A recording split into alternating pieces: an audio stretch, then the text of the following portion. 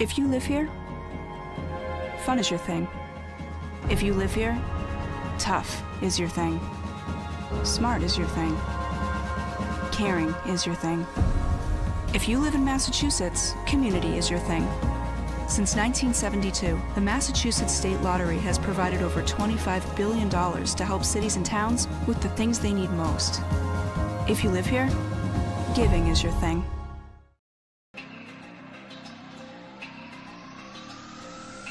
My family earns respect.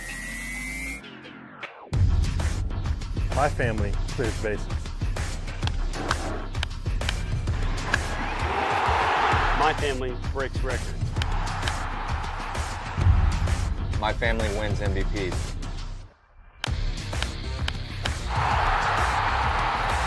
My family gives everything. My family makes history. My family wins championships. There's no family. There's no family. There's no family. There's no family like my family.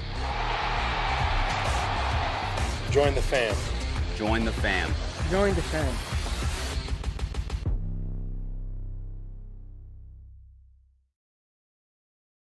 When Alaska Airlines needed a partner for the complex operations of travel, they made the switch to T-Mobile. Our 5G has Alaska Airlines and their customers covered, from major hubs to remote destinations. With 5G coverage ready now for the demands of today and the future, T-Mobile's network powers Alaska Airlines as they deliver next-level care for all customers.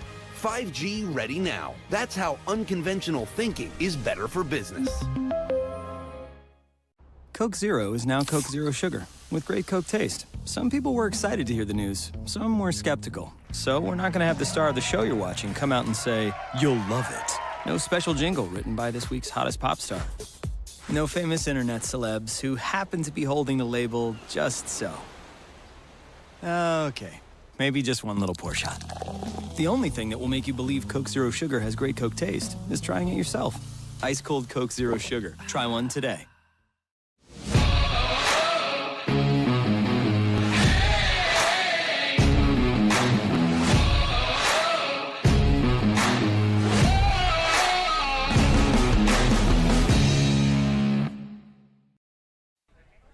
Fans filing in, fog rolling in, and guys, yeah, that's just about what a normal night is like here on Cape Cod, here in the Cape Cod Baseball League. We welcome you to Veterans Field for Hyannis Harbor Hawks baseball. They travel about 30 minutes down out onto the Cape to take on the Chatham Anglers here on a little bit of a windy, blustery, foggy night here in Chatham, Massachusetts. And again, we welcome you, everybody, to the Harbor Hawks Baseball Network alongside Jacob Irons, Mickey Doolittle. My name is Michael Kirsting. Fellas, the Hawks come into this game here against Chatham. You could argue they need a win here tonight after the recent results have not gone their way. Yeah, no, last night they got walked off by Bourne in a walk-off walk fashion. They kind of struggled to put up runs, only 3 runs on the day. 9 hits, though. They had some traffic on the base paths. And then the night before that, a blowout loss to Catuit in which they got shut out, only putting up 3 hits on the night. So offense is going to be key tonight if we're going to be looking at anything. Yeah, offense will be key. And once again, they're in this situation where you're fine. You just can't lose, in my opinion. You can't add on another one. You can lose 2 games. That's when alarms start to go off when you lose 3. But I have to imagine this team understands the situation they're in here, especially in July. They're going to come out firing. They're going to come in excited and ready to go. It's an opportunity, guys, tonight. We were talking about it off air, about this is a pitching staff in Chatham that presents them with an opportunity. Highest ERA on the Cape. They've also got the lowest run differential. So tonight here, it's a pretty big chance that they seemingly have to take. Yeah, and they've walked the second most hitters in the league at 93. So for Hyannis, plate discipline is going to be huge tonight. Not something they've shown that they can have at times. If they want to jump on the first pitch, they can do that. But at the same time, pitch selection late into counts, getting deep into counts, working a pitcher is something that Hyannis has proven to be really good at. Yeah, they've been proven to be really good at it. However, my big thing, attack early, because this is my stat here. I always say it, but I'm going to back it up tonight. Let's hear it. When you are up going into the 5th inning, Hyannis is 5-0. When they are down, they are 3-7. But now this is the kicker on the other side for Chatham. When they're up after 5, they're 5-0. But if they are down after 5, they are 0-11. That's 11 of all of their losses have come when they have not been able to lead. You have to lead going into the 5th tonight. That is the inning to score. Another big number for Hyannis is 4-0 when they score first. So scoring first, getting that early lead, and then leading after the 5th inning. That is so huge, and that's what you need to have in these situations is going to be, where are you? Where are you situated in those spots? Because if you can be on early, you have that momentum. You want to have it, and you want to control it. That's something, while they are really good from coming behind, if you can have momentum and possess it the entire game, that does worlds of wonders for getting your bats hot. And yeah, one of the guys that we've seen been able to swing the bat early and count, get out after it, has been Cam Smith. We've been watching him over these last 10, 11 games really come into form. He's a guy I want to be watching. But guys, how about you? Who else are you going to be looking for tonight? My guy tonight's Austin Kelly. I really like how he's been playing. He has taken over first base really well as he shifted down and over. But my big thing, I really like how he's seeing the ball. I think the numbers through talking to a couple baseball ops guys tonight, they're going to favor him tonight in this situation. And he's a guy that's excited to be on this Cape, a great individual, which makes it even easier to root for. But Austin Kelly, circle him tonight. He's going to have a game of his life. And I'm going to have Will Taylor. He's back in the Nice. lineup after a night off last night. He's a guy that has come out on the Cape and hit pretty well out of Clemson, a guy that patrols center field, plays really good defense, but also is more than capable with the bat in his hand. And then on the other side, guys, we saw Ethan Bates in the field last night. We've got him on the hill tonight. Yeah, Ethan Bates. What a situation for Ethan Bates. You got to love it. The two-way guy. Last night in the lineup. Now tonight, you're out on the mound taking the start. I really like Ethan Bates tonight. He's going to be a guy that's going to stand out. And what I like about Ethan Bates, he's going to pitch to contact. That's a guy that's going to work the zone, and that's something that I really like, especially earlier here in these games, so that you can be in a situation to get those 1, 2, 3 innings. A guy at Louisiana Tech that came out of the bullpen predominantly was all-conference reliever in addition to an all-conference hitter. This guy can play all over the place. He can do anything. Ultra-athletic player, a very exciting player. So don't expect him to go too deep into this game. We kind of say that about every Cape pitcher, but especially Ethan Bates. He's probably not going to go too deep, but look for him to try and dominate the first couple of innings. 3 innings, that's where you want to have him. That's my big thing. If you can get him to 3 innings, that's where you want to have him. Collegiate baseball thought he was pretty good too, 3rd-team All-American. So we're not going unbiased here. We've got some people backing us up. We saw these guys on the 3rd game of the season. It seems like almost ages ago. And this is a really different team. Quite a few guys cut. And this was a team that Hyannis took down 6-3, 10 hits in that game. Now it's a completely different side. So it's almost like you could even say it's almost like they are seeing each other for the first time. Yeah, I think once again, when you have those early season games, you're waiting for your guys to come in. But this is a Chatham team that right now is pretty much flipped over and they're ready to go. There's a couple mainstays that you saw last time like Antonacci and Lyle Miller-Green in these lineups, but I'm excited to see how this Chatham team plays as they picked up a big win last night over Harwich. That was a team that's still continuing to try and chase YD currently, so they were able to get it done last night with Witt on the mound, but that's going to be the big question. How does Sokol come out and how does he fare? You look at Chatham's record, 5-11-1 right now, 1-8 on the road. But don't let that fool you. At home, they've been pretty solid. A 3-3-1 record, certainly a team that you do not want to play here at Veterans Field. Yeah, that's a win last night, a big one, 8-1 against Harwich that snapped a 4-game losing streak. So a nice way to be breaking out of that. And you say that maybe it's a team that you want to be facing, but not after a win last night of that quality against Harwich. I understand people are going to speculate you can face any team, but the beauty of Cape Cod is that any team at any given moment, you look at Falmouth right now, what Falmouth is doing. They were a team that many people were like, oh, let's go face them. They're going to get us back on track. But they're now on a winning streak. So any team on Cape Cod at the right moment can get hot and they can get ready. Yeah, and this is a Harbor Hawks team that needs one of their own. They've lost their last 2. As you said, the walk-off last night, a decently played game, just couldn't get that big hit. And now it's a big time. It's a big chance for them here today. A very entertaining game last night. It was back and forth. Bourne scored first, then Hyannis answered right back in the next half inning, tying it up at 1. Then Bourne took the lead right back, and then Hyannis, a couple of innings later, tied it up. So back and forth, a tug of war last night that ultimately Bourne was able to come out on top, but Hyannis showed a lot of fight. They showed a lot of fight. They showed grit. That's what this team has that I think just there's no statistic that baseball ops, I understand they've created all these statistics within baseball, but there's something that can be said for grit. The team that goes down and they can punch back. That's what they've been able to find, is that when they need to work as a team a little bit, they're able to be there. 6 of Hyannis' 8 wins have come after trailing in the 4th inning or later. Again, we've mentioned it time and time again, a team that is a comeback king. But now the dynamic switches a little bit. As you mentioned, they want to be getting in front because once they're behind after the 5th inning, the Chatham Anglers, they haven't won a game this season. So, again, attacking early is going to be the key, as well as getting your big bullpen arms out there. Pitching has been, once again, spectacular on the season, despite the loss last night. And something that I also think we take for granted here at Hyannis is the bullpen. Is like, we're pretty solid when you get to our bullpen pitcher. There's not a huge drop-off from our starting pitcher to our bullpen pitchers, but for some teams around the Cape, that's their biggest thing. So if you can get through your starter, you can get through Sokol tonight, that's going to be another big key right now for this game. Well, and on the other side, Hyannis, they're just looking for a good start. It's been the bullpen that's been nails all season, and the starting pitching that's been just a little bit suspect. In those late innings, they have been so good at locking down the opposition. Not so much those early innings. So the first 5 innings of this game, whoever's leading after it, I think is going to win this game. And it was a rare off night last night. We saw Michael Rodriguez allow his first earned run of the season, and it just came at an unfortunate time. So should we see him or any of the other guys out of the bullpen that we saw last night, though it isn't likely, how would you like to see the bullpen respond, guys? I think the bullpen's going to respond fine. I'm not very scared about them.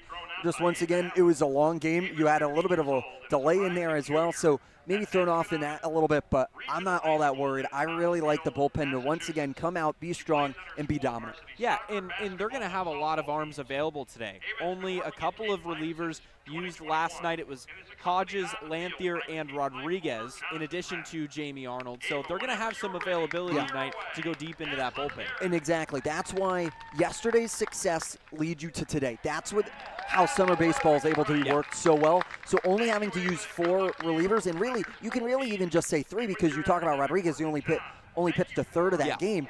So in this situation, you're able to have a couple more arms in there, and especially in a big situation like tonight. All right, the 4th member of our team, Bria Losick, is standing by with Jacob Irons' pick of the game, Austin Kelly.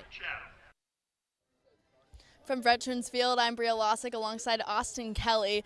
And Austin, you've been spending some time at first base lately, normally a catcher. What's that adjustment been like? No, it's been fun. I think first base is a lot less stressful than catching, because I don't know. I'm not used to it, but it's definitely fun, definitely an adjustment for me. But I spend time practicing at different positions all the time. Like my coaches back at school have started using me as utility guys, so I spend a lot of time at second base or in the outfield. So I played different positions before. But first base, no, I like it. It's kind of fun. It's definitely fun. I'm enjoying it and trying to get better out there, but it's been good. Between Falmouth and Hyannis, you've been up here for about 3 weeks now, and you've been able to face a lot of really strong arms, some of the best in the country. What's that been like? No, it's been good. I mean, there's definitely the best arms in the country. Like, I think this pitch in here is tougher than any conference that you could go and play against in college. But no, the goal is to try and have a good at-bat, quality at-bat, and catch a barrel. I feel like I've definitely been struggling. I feel like I've been catching some barrels, but haven't been going my way. Us and some of the guys actually have a joke on the team. It's like, would you rather go 0 for 3 with 3 barrels or 2 for 3 with 2 cap singles? And now I'm going back to the cap singles. Have you changed your approach at all? Definitely, yeah. I had a season and I've created some bad habits, so I've been working back there. But definitely changing my approach, trying to stay back to the opposite side of the field and wait to get my pitch. You can see behind us the fog is starting to settle in about an hour before game time. We've had a fog delay and just some games where the fog has also been present. What's that like playing in the field? Not fun, especially at first base or the corners or even catching. If it affects your vision just a little bit, it gets a little scary if some barrels went up. But hopefully it doesn't get too bad. I mean, it definitely gets worse when it starts to get a little bit darker. Right now is definitely doable, but if it gets a little darker and under the lights, it's a little tough. But especially if the ball goes in the air. All right, thank you so much. That's Austin Kelly from Lipscomb. All right.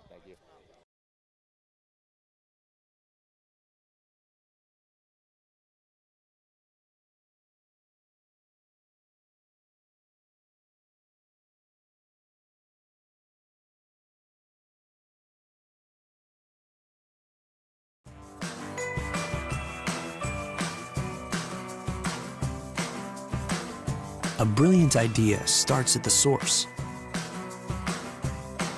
Through innovative design, we're taking steps to create a better future. Now, the pure fresh taste of Dasani comes in a redesigned bottle, up to 30% made from plants, and as always, it's 100% recyclable. Plant bottle, designed to make a difference. This BBB seal is a badge of honor. It's a sign that this is a business you can trust. Hi. Oh, this is amazing. Each year, millions of people see the BBB seal on a door or a window or a website and breathe a little easier. See the seal and know you've made the right choice. Find a business you can trust. Ask BBB.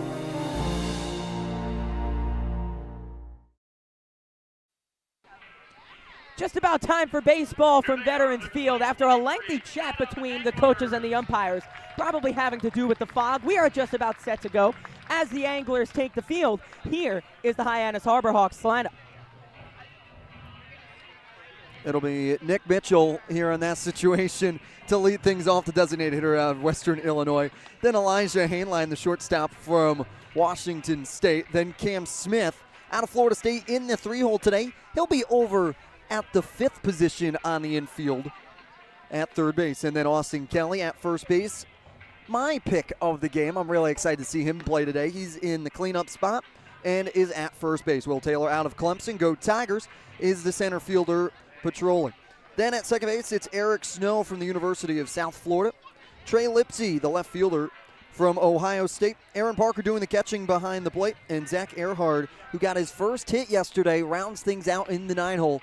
And that lineup is excited to see Zach Earhart. They think he may have broken through with that bunt. Yeah, and it was a bunt single that at the time was a pretty big hit. And that is the lineup that will face Jack Sokol today on the mound for Chatham.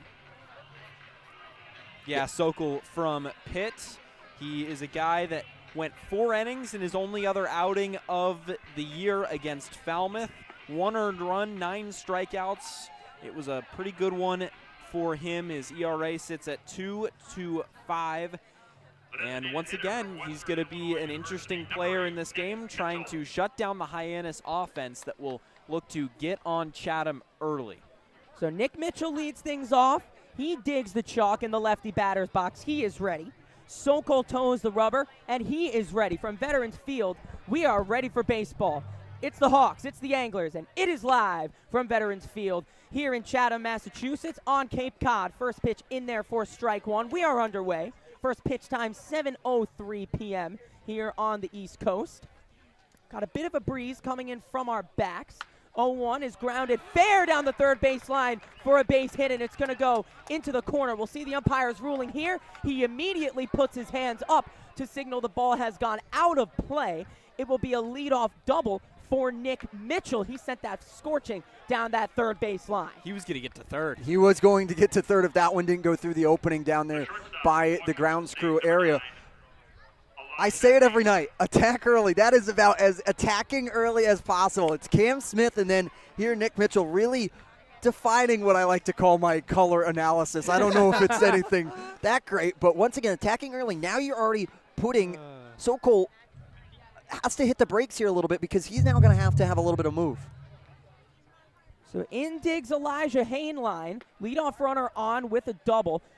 There's a first pitch in there on the outside corner for strike one. It ran out of play because there is an opening down that left field line. That's where the bullpen is. No fence to stop it. And as soon as it gets past that foul pole, is immediately ruled dead. It rolled for 0-1 in there, count 0-2 on Hainline. It rolled out of play. Schubart was ranging over, but he was still about 10 or 15 feet away as Mitchell was rounding second. So an unfortunate break there for Hyannis. Here's the 0-2 to Hainline, tips it into the screen. Hainline also one of the guys who got his first hit on the season along with Zach Earhart last night. He's been seeing the ball very well since he's gotten up to the Cape. Did strike out 3 times, but walked and singled against Bourne last night at Doran Park. He's got an 0-2 count on him. Mitchell is the runner from second after his leadoff double. The pitch is low. Count is 1-2 on the Washington State infielder. And unlike any other one of the Cape League ballparks, we can see the pitch clock out in left field in addition to behind home plate right here. So the Normally it's only counted by the umpire, but here it's actually public knowledge. It's just beneath the scoreboard. Clock is down to 10, plenty of time for Sokol, and the 1-2 is low and away. Hainline evens up the count 2-2. And Chatham does something interesting here. The third base umpire here today in John Lamathia is controlling it himself. They have a wireless connector that he has in his left hand. He's doing it himself. The pitch just inside, and Hainline works the count full. After being behind 0-2, he has worked it to 3-2. The fog is going to be a major factor. We'll update you on it throughout this one, and we'll give you the ground rules and everything as this one goes on. Here's the payoff to Hainline. It's a chopper over second. Over is Antonacci, fields and throws to retire Hainline. Mitchell moves to third. So on the sacrifice, Mitchell moves 90 feet away from scoring the game's first run, and that brings up Cam Smith. Yeah, all you need is a fly ball here. Smith last night 2 for 4, and you could almost argue that those 2 hits were his least hard hit balls of the night. They were both infield singles. He still hit them pretty hard. Righty on righty, Sokol on Smith. First pitch, he sees it, is strike one. Haven't been able to say too much of that. Smith has been, as Jacob Irons suggests, he's been attacking early in quite a few of his last at-bats, and he's seen success from it as well. He's behind 0-1. Big hole up the middle right here as the shortstop Fabian is playing over. And he sends it the opposite side, and it's a base hit. Scoring is Mitchell. It's an RBI single for Smith through the right side. And just like that, in the blink of an eye, Hyannis leads this 1-0. That's what you talk about. It's double hits, stringing them together. That is what makes it so good, when, especially after losing in a tough way. Now to set the tone again. Put that one in the back of your mind now to set your tone early and already got a run on the board. Great piece of gamesmanship. So here's Jacob Irons' pick of the game, Austin Kelly. He takes the first pitch high. I don't think I'm going to live that one down. You got the righty on lefty matchup, though. I do. I make sure my analytics are somewhat there. Go. He's a baseball ops guy. Here's the 1-0 to Kelly. And it goes to the screen. It hit him. They'll rule it. And get that counter up, boys. What do we got? 26. 26 in unison, they say. First and second, one man out. Now, I want to go back to the at-bat. No, go ahead first, man. Go ahead. I had that memorized. You did not. Yeah, you didn't. You are true. You are true. You did have that memorized. Now, guys, we were going back to how quickly things were developing here. It's important to note that Hainline's out was a productive one. If you're going to get out, at least make it one that's productive. He got that runner over for Smith to send it into the right field. As the first pitch to Will Taylor is fouled into the screen. And now you have 2 on with only 1 away in this situation. Big opportunity here for the Harbor Hawks to try and take advantage of it. And we said scoring first is so important in this game. 0-1 to Taylor's bounced.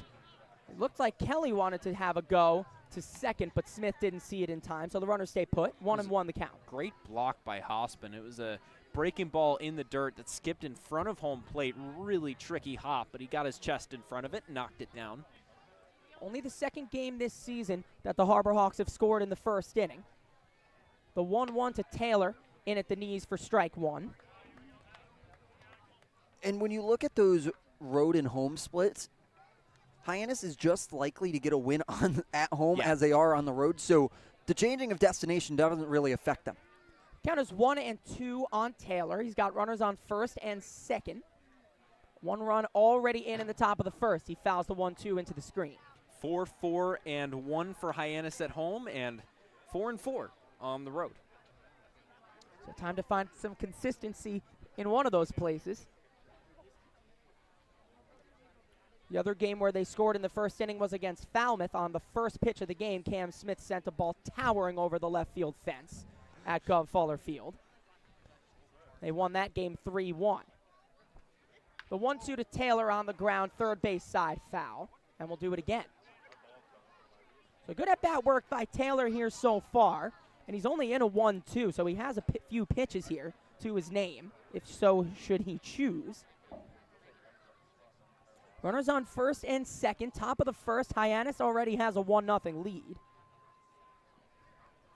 Sokol's 1-2.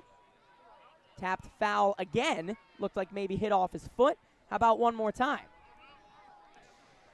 So the fog has relaxed a little bit here. And the ruling is if the fog dampens your view of that brick building out in right field, they're going to stop the game. The firehouse, yes. They're going to stop the game, and they're going to take a 20-minute break. And no matter what, they're not going to reassess at 10 minutes. They're going to reassess at 20 minutes to see if the game will go forward or not. And it's all based on whether you can see the brick building in the back. Yep. The 1-2 to Taylor is upstairs on the 7th pitch of the at-bat. 2-2 the count. I love it in the age of the weather app and all this great technology. Nope, we're just going to make the eye test. Absolutely. Right field. We'll see if we can see it. If not, no hey, the game. eye test works better here in fog than any weather app you can ever imagine. It's supposed to be sunny all day. The 2-2 to Taylor in the dirt, and he's worked the count full. Yeah, it was a great at-bat from Taylor. He's worked back at, what was it, 0-2, 1-2, something like that, and Taylor has laid off some really nice pitches and fought off other ones. 3 straight foul balls on a 1-2 count. Yep. And now he's worked 2 balls back, and now he's worked the count full. The payoff, he'll send it into the screen again.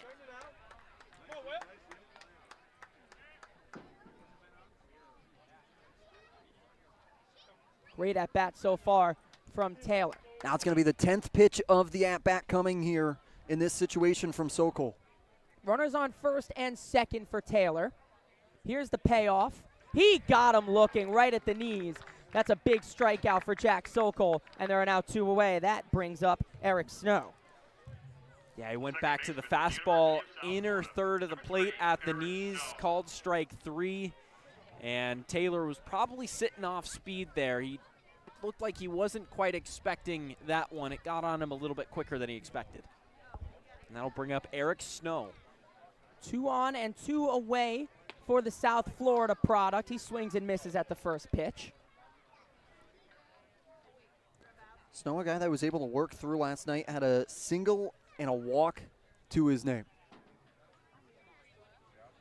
The 0-1 to Snow into the screen. He's quickly behind 0-2.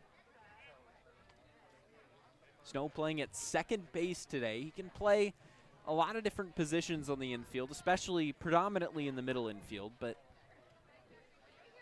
in the last 2 days has played at second. With Brad Keylori in, he'll play shortstop, but he is not today. 0-2 outside, 1-2 the count on Snow. Yeah, in the early part of the year, you saw that platoon between Snow and Laurie over at short and second base. But now with a little bit more of Hainline coming in, a couple guys, and then when Williamson stepped away, that second base has been a little more interchangeable. The 1-2 is low, 2-2 the count. Deuce is all the way wild here in the top of the first. As Sokol will come back to the mound. 2 balls, 2 strikes, 2 outs, 2 on in the early goings. Hyannis has had a nice going so far. 1 run in and threatening for more. 1-2, got him swinging, and that ends the top of the first. But Hyannis off to a hot start. They get 1. Hawks after a half, 1-0. Chatham Anglers coming to bat. Hey, Mama, what's up? Did you switch my service from Verizon to T-Mobile? Yep. T-Mobile has the only nationwide 5G. Well, Mr. Know-It-All, let's see if you right about that. Mama. Hey, Mama, I'm working. It works at the pie shop. T-Mobile's 5G works inside and out. Hey, what you need, Mama? I'm trying to watch the game with my boys. It works in the park. Oh, okay. Mama? It works at the aquarium, in the parking garage, at the beach, in the elevators. It works in the movie theater, too. Oh, shush yourself. I'm talking to my baby. You're driving me crazy. I was just calling you to say thank you, baby. I love you. I love you too, Mama. Yes, Mama. It works in the kitchen. Tell Mama. Mama? 5G, it works in the club. Who are you in a club with? All about it. Tell Mama.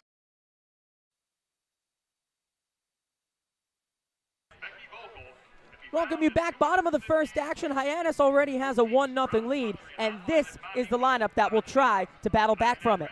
Yeah, Matt Etzel will lead it off, the center fielder out of Southern Miss. Derek Fabian, the shortstop out of Florida, will hit second. Nolan Schubart, the left fielder out of Oklahoma State, hits third. Lyle Miller Green, the right fielder out of Austin Peay, will hit cleanup. Carter Trice, the designated hitter out of Texas A&M, hits fifth. Sam Antonacci, the second baseman, will hit sixth. Caden Kent, first baseman. We saw him in the last matchup. We'll see him again today. He will play first base. And Xavier Casarilla hits eighth, playing third base. Caden Hobson, the catcher, will round out the lineup from UNC Charlotte. And that's the lineup that'll face Ethan Bates. We've seen him on both sides of the ball, seen him pitch once. We've seen him play in the outfield, well, an outfield player playing second base, that is, a few times as well. He stands in to face Etzel as he takes the first pitch out and off the plate. Now, Jacob Irons, it's pronounced Austin P. Austin P. I want to take a guess. No. As the 1-0 is outside the Governors. Correct. That's on the one note, though. Is it? It That's is. not It is why I on the knew it. one note. I didn't look at that specific one today. It could be why I knew it from past ones. No, yeah, they are the Governors. They've got a great logo. Proud of myself for that one. 2-0 in there for strike one. 2-1 the count on Etzel. Are they FBS? No, they're FCS for football. Yep. I think they used to be FBS, and I think they were an NCAA 14 because I knew I've seen it before. 2-1 outside, 3-1 the count on Etzel. Does that sound right to you? I don't play NCAA 14, so Fair enough. I'm excited for the new one when it comes out, but NCAA 14 is the greatest football video game ever made. What a claim. 3-1 is a fly ball into left. Ranging over is Lipsy, and he puts it away for out number one. I've played a lot of bad football games in my life, and that is not one of them. great job by Lipsy there to range off to his right side there. Once again, we talk about it. The Mickey Doolittle sky is up in the air where, especially with this fog and the haze. With the amount that you've mentioned it in the last couple I know. of days, it it's might becoming the Jake Irons sky. Yeah. I know. But it is really around that same color. First pitch, Derek Fabian misses with the off speed. Only Fabian's second game on the year. Collected 3 hits in his only other appearance so far. As we mentioned, a completely different team from when we last saw them as the 1-0 in there for strike one. Yeah, playing at Florida right now. Of course, Florida went all the way to the National Championship Series. The 1-1 is on the ground to second. Over is Snow to his backhand side, fields and throws, and puts it away for out number 2. Ultimately getting rocked by LSU in the final game of that series. That one was a tough one to watch if you watched college baseball in those situations, as LSU came in and looked like the dominant team the entire way through. Maybe not after that first game, but they found it the rest of the way. It's amazing. I think a lot of people would agree with the statement. That was one of the best College World Series of all time, just the tournament in general. Mm-hmm. And then the finals were just a bunch of blowouts. The first pitch to Nolan Schubart is in there for strike one. Except for game one. Yeah. Game one was on the edge of your seat the entire time. Well, it was the most viewed of all time, so if that says enough about probably the 2 best teams in the country. As the 0-1 waved at and missed, Bates quickly ahead 0-2. This is Bates where you want to be in this situation. 0-2, a heading count like we talked about. Pitch to contact so far, fly out, and then ground out. That's what's going to be the key to success for him. 0-2 from Bates, misses outside. 1-2 the count on Nolan Schubart.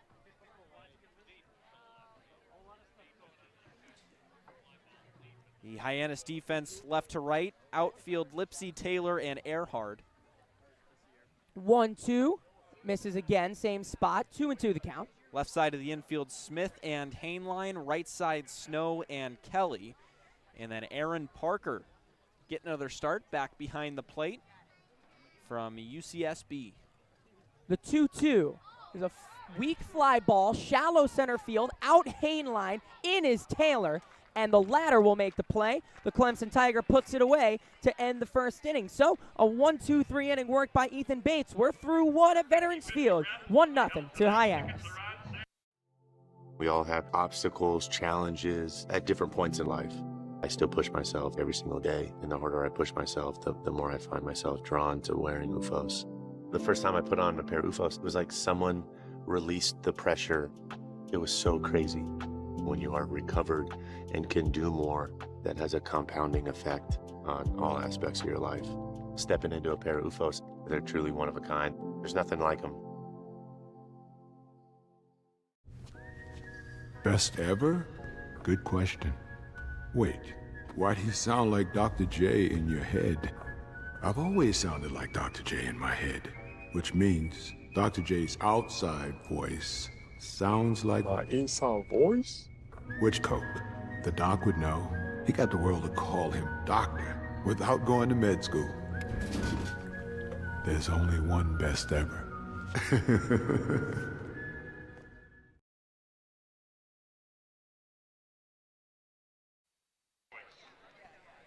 Time for the top of the second from Veterans Field. Hyannis holds a 1-0 lead. It'll be Lipsy, Parker, and Earhart, 7, 8, 9 through to start things off. As Lipsy will stand in. Guys, this is a lineup that we talked about how Chatham is quite a bit different. This is a different lineup too, as now Hyannis has lost a few guys who have made really big splashes in the early goings of the season. Ben Williamson and Billy Amick, namely. So, and you could argue that this lineup is missing them. As the first pitch to Lipsy will come. Plateward, it's a fly ball to center, fairly deep. Moving back is Etzel. Few steps in front of the track, makes the play. 1 pitch, 1 out here in the second.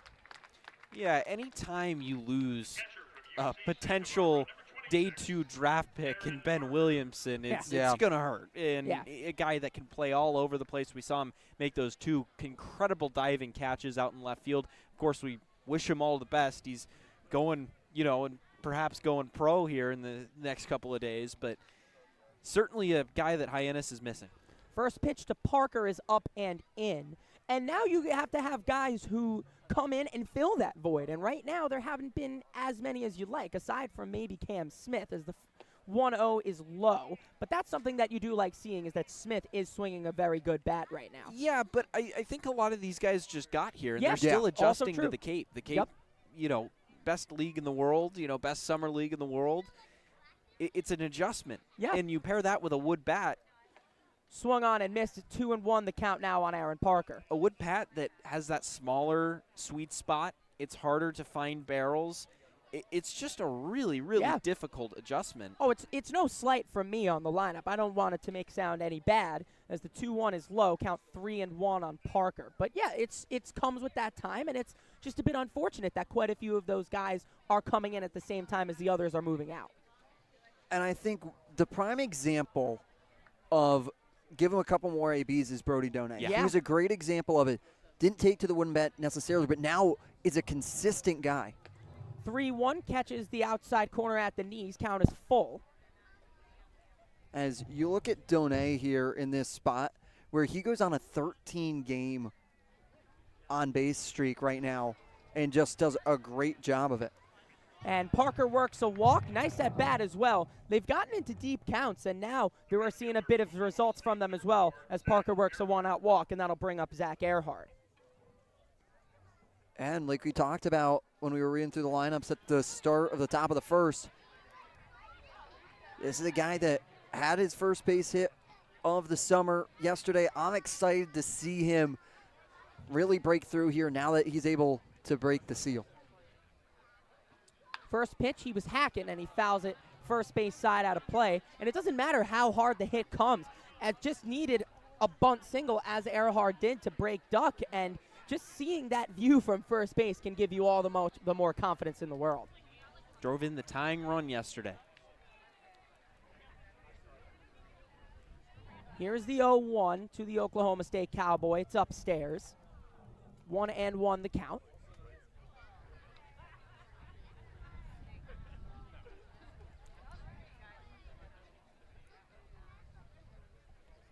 Sokol holds a long set. Pitch count down to 7. Pitch clock down to 7.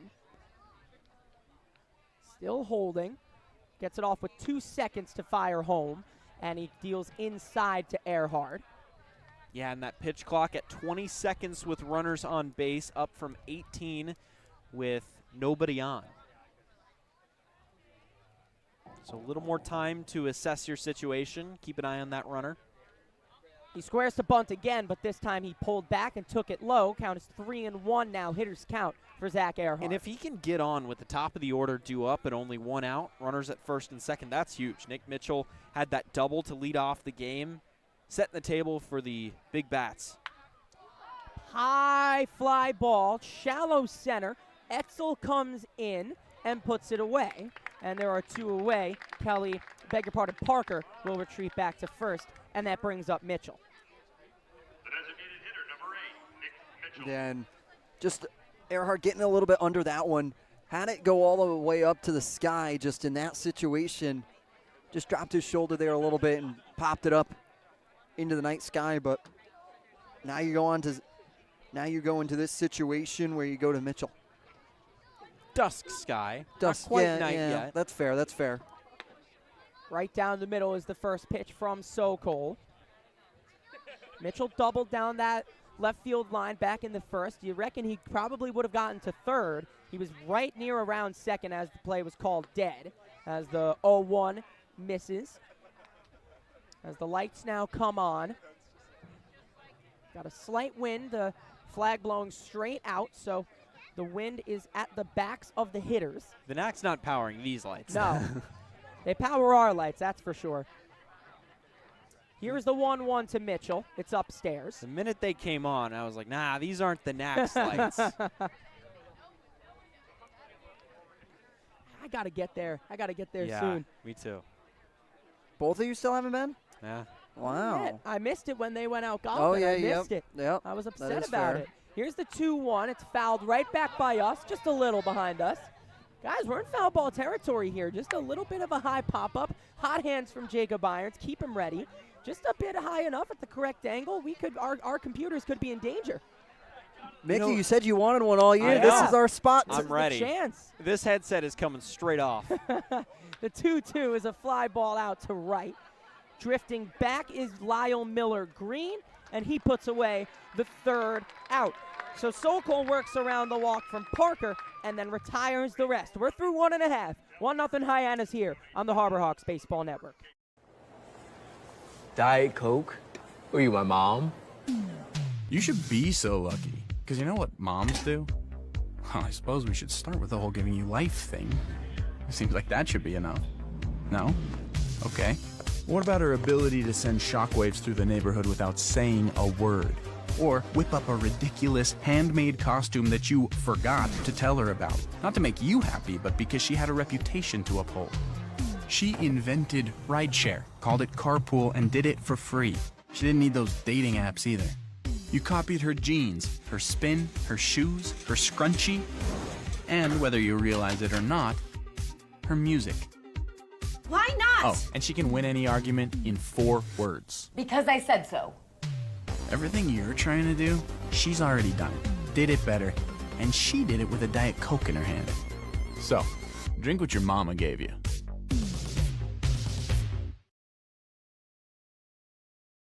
The second we go, 1-0 Hyannis. And guys, we were talking about why this was such a big game in the standings. Mickey Doolittle, tell us why. Yeah, so Hyannis currently sits in 4th place in the West right now, but they only sit 2 points behind each of the next 2 teams. It's going to be Katuitt at the very top. They're way out of range of them. They're 13-5 with 26 points. And then it's Bourne and Wareham. Bourne at 9-8-1, Wareham at 8-8-2. Bourne has 19, Wareham has 18, Hyannis has 17, and then right behind them is Falmouth, who's caught a little bit of a hot streak as of late. 6-10-2 for them. 14 points are now within 3 points of the Harbor Hawks. So the West is really becoming a big logjam right now. Lyle Miller Green will stand in. How about Falmouth? It's what you mean. It's on any given day, any team can find their hot streak as he takes the first pitch inside. And in addition to that, Falmouth currently leads Wareham 7-5. They're looking to stay hot right now. Here's the 1-0 to Miller Green. Wave and a miss at the off speed. Now let's go over to the east where it's YD 10-7-1 with 21 points. Harwich at 10-7 and no ties as they trail by a point with 20. 1-1 is low. 2-1 the count on Lyle Miller Green. Then Orleans is 8-9-0 with 16 points. Behind 2 points is Brewster with 6-10-2. And the rounding out the east is Chatham 5-11-1. Brewster has lost 5 in a row. Fouled back. Count is 2-2. They are 2-8 in their last 10. It has not been a good stretch of games for the Whitecaps. So why this game is so big is because here comes Falmouth. Almost it seems out of nowhere. They've found their hot streak, and now a loss here tonight for Hyannis means they're within 1 point as Falmouth, as the 2-2 is just outside from Bates. Count runs full. And we've talked about that Falmouth team. All the pieces are there for them. It was just trying to really find it, and right now they seem to have put it together. Here's the payoff from Bates. Inside, and Miller Green works a leadoff walk. First base runner of the game for Chatham, and they'll look to bring him around with Carter Trice, the designated hitter out of Texas A&M. The Texas A&M Aggies. Aggies, of course. Come on. I know you're in the SEC, but I might be in the ACC, but I can still do some other conferences too. Oh, we know that. The first pitch to Trice at the knees for strike one. That is very apparent by, everything this year. My bad. Sorry, guys. Sorry to the viewers at home. Fourth game on the year for Trice, 5 for 8. Really great start so far. Yeah. As he waves and misses, he's quickly behind 0-2. Speaking of mascots and uniform matchups, let's see. Blue on blue right now on the field. The little bit of a lighter blue for Hyannis and a darker blue for Chatham. This is not a good uniform matchup. 0-2 is chopped foul at the plate. You don't see that too often. Not even that one of these two teams' uniforms are bad. They're both solid uniforms. It's just the blue on blue that's ridiculous to me. Yeah. Yeah, you're usually seeing something on away jerseys or something. I wouldn't mind seeing Hyannis wearing their white pinstripes right now. I would never. Well, this is the alternate for Chatham. They normally wear white pinstripes. 0-2 misses inside. 1-2 the count on Carter Trice. But going with the blue top today for them.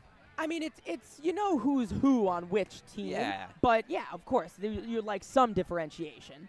As here's the 1-2. It's low. 2-2 the count on Trice. It's also not like we're playing basketball where there's a mob of 8 players in the same spot and you need to differentiate who's on what team. But that's right. There is clear offense and defense in baseball. Exactly. I think you're pretty solid in that regard. If they're wearing gloves, they're on defense. The 2-2. Good pitch, but missed inside. And the count runs full once again. Tried to sneak that through the front door. Just didn't get the call. Good frame job by Parker. So the count is full on Trice with the runner on first. Here's the payoff. It's missed again. And now 2 leadoff walks. And Bates is just wondering what else he can do and where else he can put it.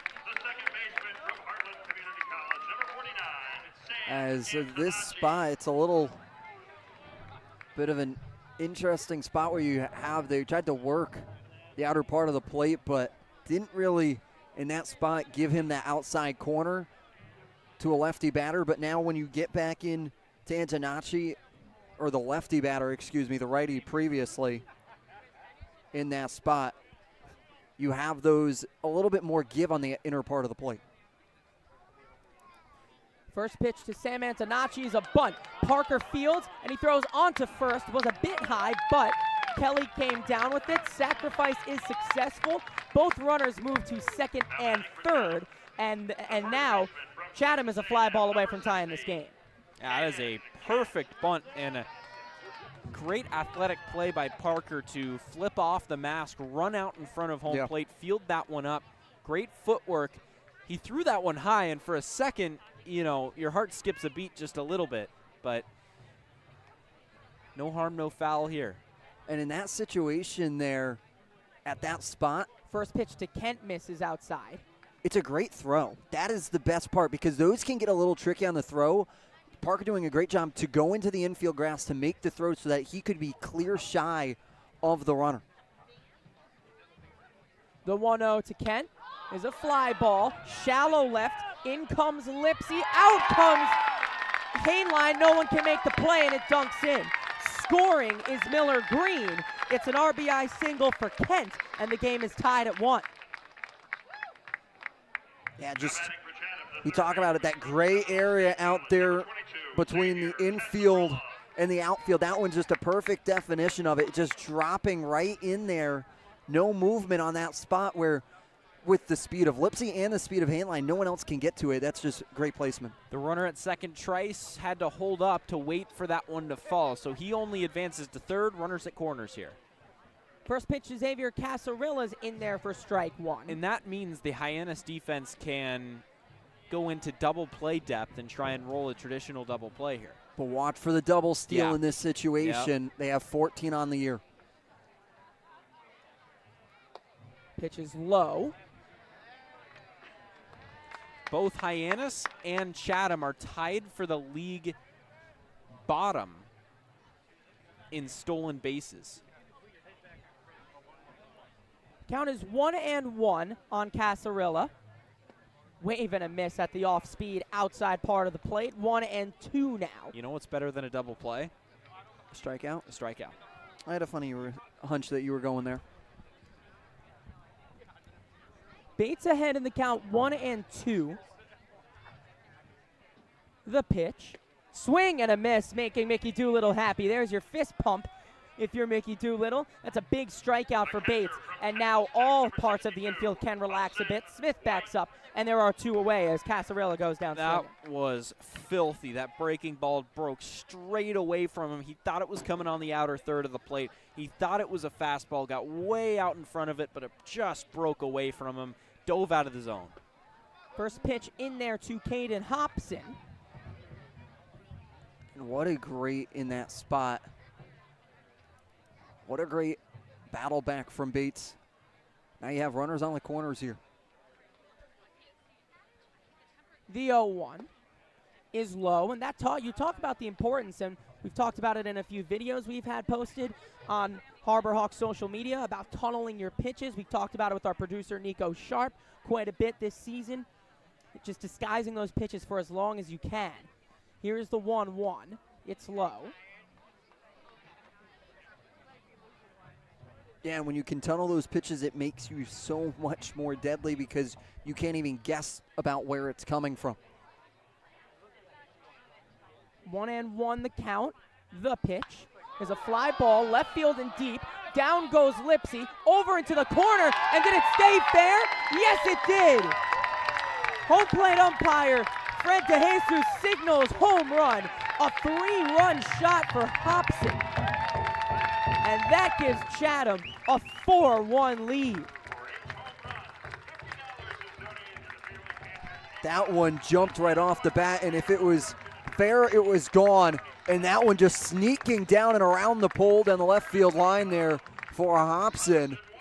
And a 4-run inning right now for Chatham to respond in that spot. Immediate response coming from Chatham. They lead 4-1. So 2 away. That brings the top of the order back up in Etzel. He misses. And if you're Bates, you got to be frustrated because you seem like you're pitching well and you're just not getting calls you think you should be getting. Here's the 1-0. That's a fly ball out to center field. Taylor ranges over and puts it away, but a huge bottom of the second inning from Chatham, capped by a 3-run shot by Caden Hobson. They take a 4-1 lead, and that's our score through 2. We all have obstacles, challenges at different points in life. I still push myself every single day, and the harder I push myself, the more I find myself drawn to wearing UFOs. The first time I put on a pair of UFOs, it was like someone released the pressure. It was so crazy. When you are recovered and can do more, that has a compounding effect on all aspects of your life. Stepping into a pair of UFOs, they're truly one of a kind. There's nothing like them. Best ever? Good question. Wait, why'd he sound like Dr. J in your head? I've always sounded like Dr. J in my head, which means Dr. J's outside voice sounds like my inside voice? Which Coke? The doc would know. He got the world to call him doctor without going to med school. There's only one best ever.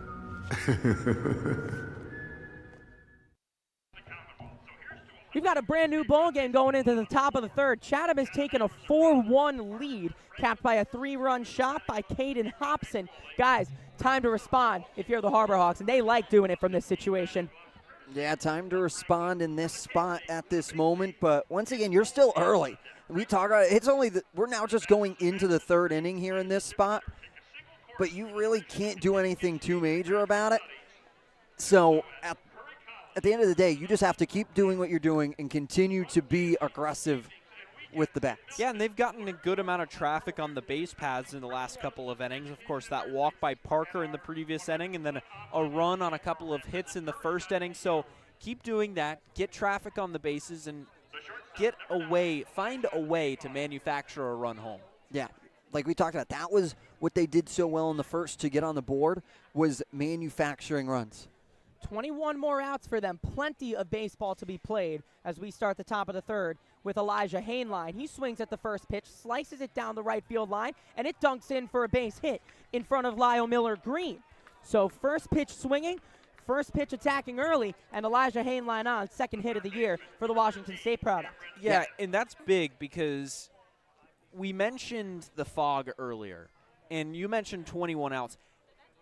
It might not be 21 outs. Right. 5 innings complete, and then after that, they just call the game. So Hyannis needs to get on the board quickly.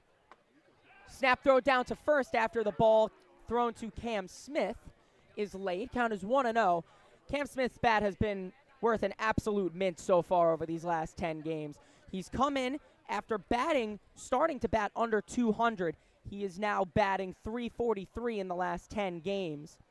He's been swinging the hottest bat as they check back on first with Hainline. Hainline showed a little bit on that first situation, a little bit of a dance over at first base. So doing a good job to get back, and they're going to be cognizant of it. The 1-0 to Smith fouled away. And you saw Hainline there again make a nice little motion off to try and jump over there. I'm just waiting for one of these foul balls to hit the light pole. I can't wait for that to happen. It's going to happen once this year. Apparently happened last year, but I'm excited to see it. They check back once again, as it could be worth a hit and run as well. Hainline's speed and Smith's bat. If you get yourself into a hitter's count where you're confident, that could be your way back into the game. Count is 1-1 on Smith, but before that, we'll go one more check back on Hainline, as he's got Sokol worried over there. And if you're Smith, have to be realizing that he isn't fully focused on you. The 1-1, he lines that down the right field line, and that gets down for a base hit and one hops the wall. Hainline to third, Smith to second. It's a one-out double. Hainline held at third. Runners in scoring position. First 2 hitters on for Hyannis. This is how you respond. It's at least how you start. Hey, guys, I think Cam Smith is seeing the ball well right now. Yeah. Like I said, his bat's Just been a little bit. His bat's been worth a mint over these last 10 games. And that brings up Austin Kelly with 2 runners in scoring position and nobody out. Once again, Cam Smith working that down the corner and right field line. That's the beauty of it. If you can get it back there and you can pocket it over in that corner, you can get your guys moving. Cam Smith's able to get on his horse and get over to get to a double. Now you have 2 in scoring position without anybody away. That allows the fly ball and the sacrifice to be in play here if necessary. First pitch to Kelly is low. Big spot early in this game. Big spot testing Jacob Irons' feel for the mojo of a game. So a lot of times in most other at-bats we've seen Kelly, there's been a big overshift on playing him to pull, the left-handed hitter. There is no shift on right now from Chatham. Yeah, no, they are in this situation going to play him straight up. However, when Kelly's been most active, though, it's been against his former team in Falmouth that knows him. They've scouted him, so they know his tendencies a little bit. Maybe Chatham not necessarily understanding them as greatly. But once again, I like that middle up this right up the middle. That's a big gap right there. The count is 1-0 on Kelly. But even Harwich was playing him to pull. That this is true. Interesting. So Cold deals. It's a line shot out to left. Schubart makes the play. Tagging is Hainline. The throw into home is cut off. It's a sack fly for Kelly, and the lead is now 4-2. Productive here. That's what you talk about. Austin Kelly in those situations doing a great job to be attacking and to be in a good situation there. Now you have one across. Now you've cut it in half. Smith did stay put at second, so that brings up Taylor. Still in scoring position is Smith. Yeah, and he goes Kelly went the other way there, so no shift on. It worked. First pitch to Taylor, fouled away. At least in theory it worked. And now the opposite field. But you still have a runner in scoring position because Smith just stays parked over there at second with still one away, so you have a lot of bit of life still in this inning. Smith has a healthy lead from second. The pitch to Taylor is upstairs. Count is 1-1. And Will Taylor batting 176 coming into today with 5 RBIs. He has been able to make contact when it's mattered most. So another run in for Hyannis here in the third as the 1-1 is fouled away. A single down the line by Hainline, the right field line, and a double down the right field line by Smith. And Kelly has just brought in Hainline from third with a sacrifice fly. Smith stands at second still with Taylor at the dish, with Hyannis trailing 4-2. Taylor up the middle, fielded by Antonacci, booted by Antonacci, and everybody's safe. He was behind second base, maybe with both feet just on the infield, outfield fringe, and he couldn't come up cleanly with the ball, and there are now runners on the corners, and that brings up Eric Snow. They'll rule it a hit.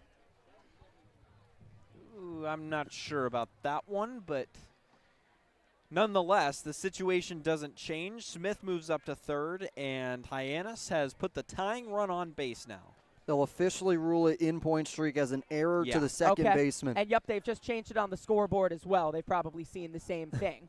They initially ruled it a hit, changed immediately to an error. So an E4 allows Taylor to reach, and the first pitch to Snow misses. Down. Now with runners on the corner, still one away. Sacrifice fly is another option here for Snow if he can get under it. Chance for the Harbor Hawks now with 1 out instead of 2. That was a play that Antonacci should have made. Count is 1-1 as Snow fouled it back.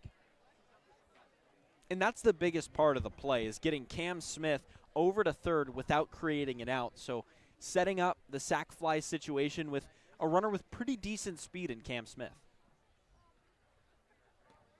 They'll check back at first as it was a close play at first on Taylor, and Smith was thinking about making a dart home, made a move.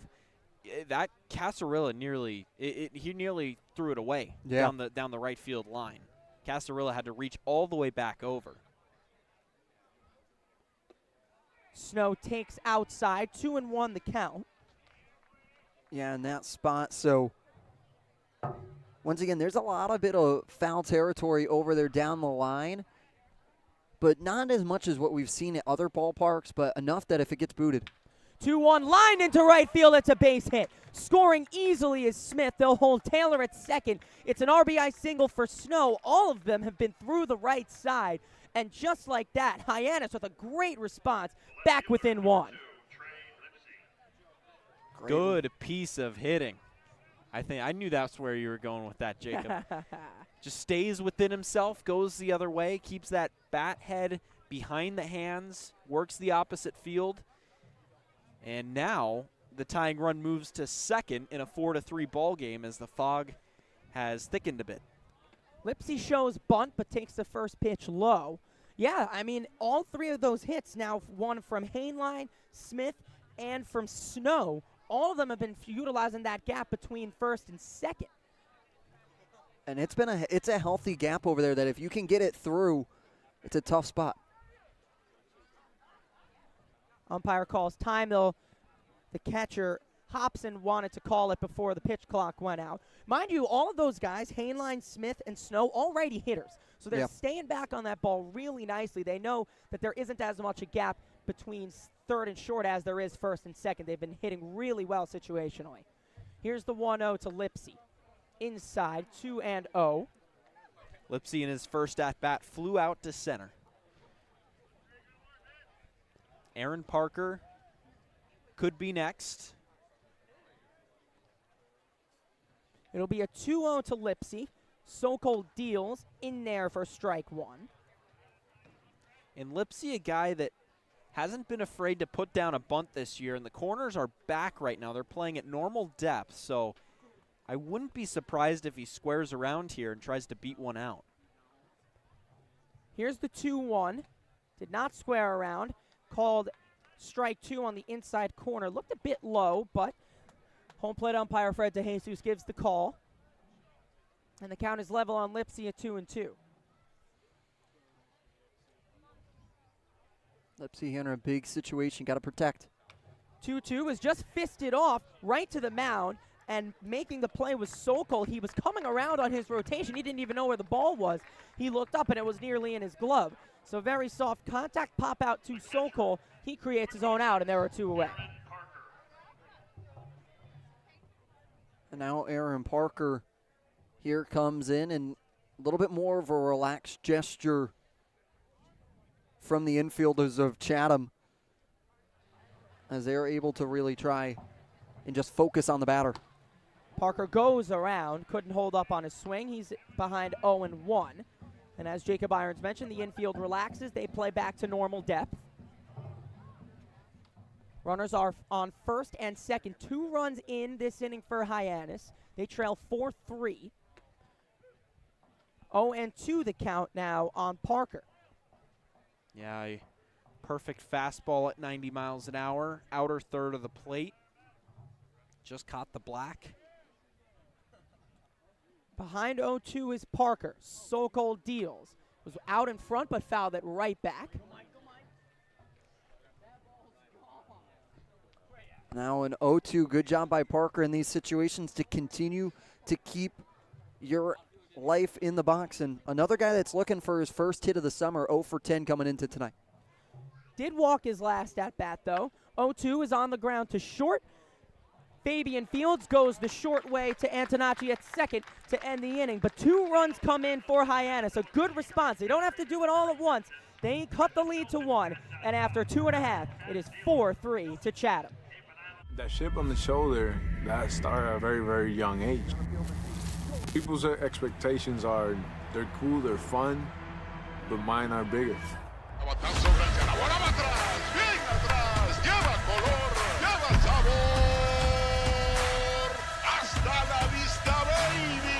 When you play in New York, they want to see winners.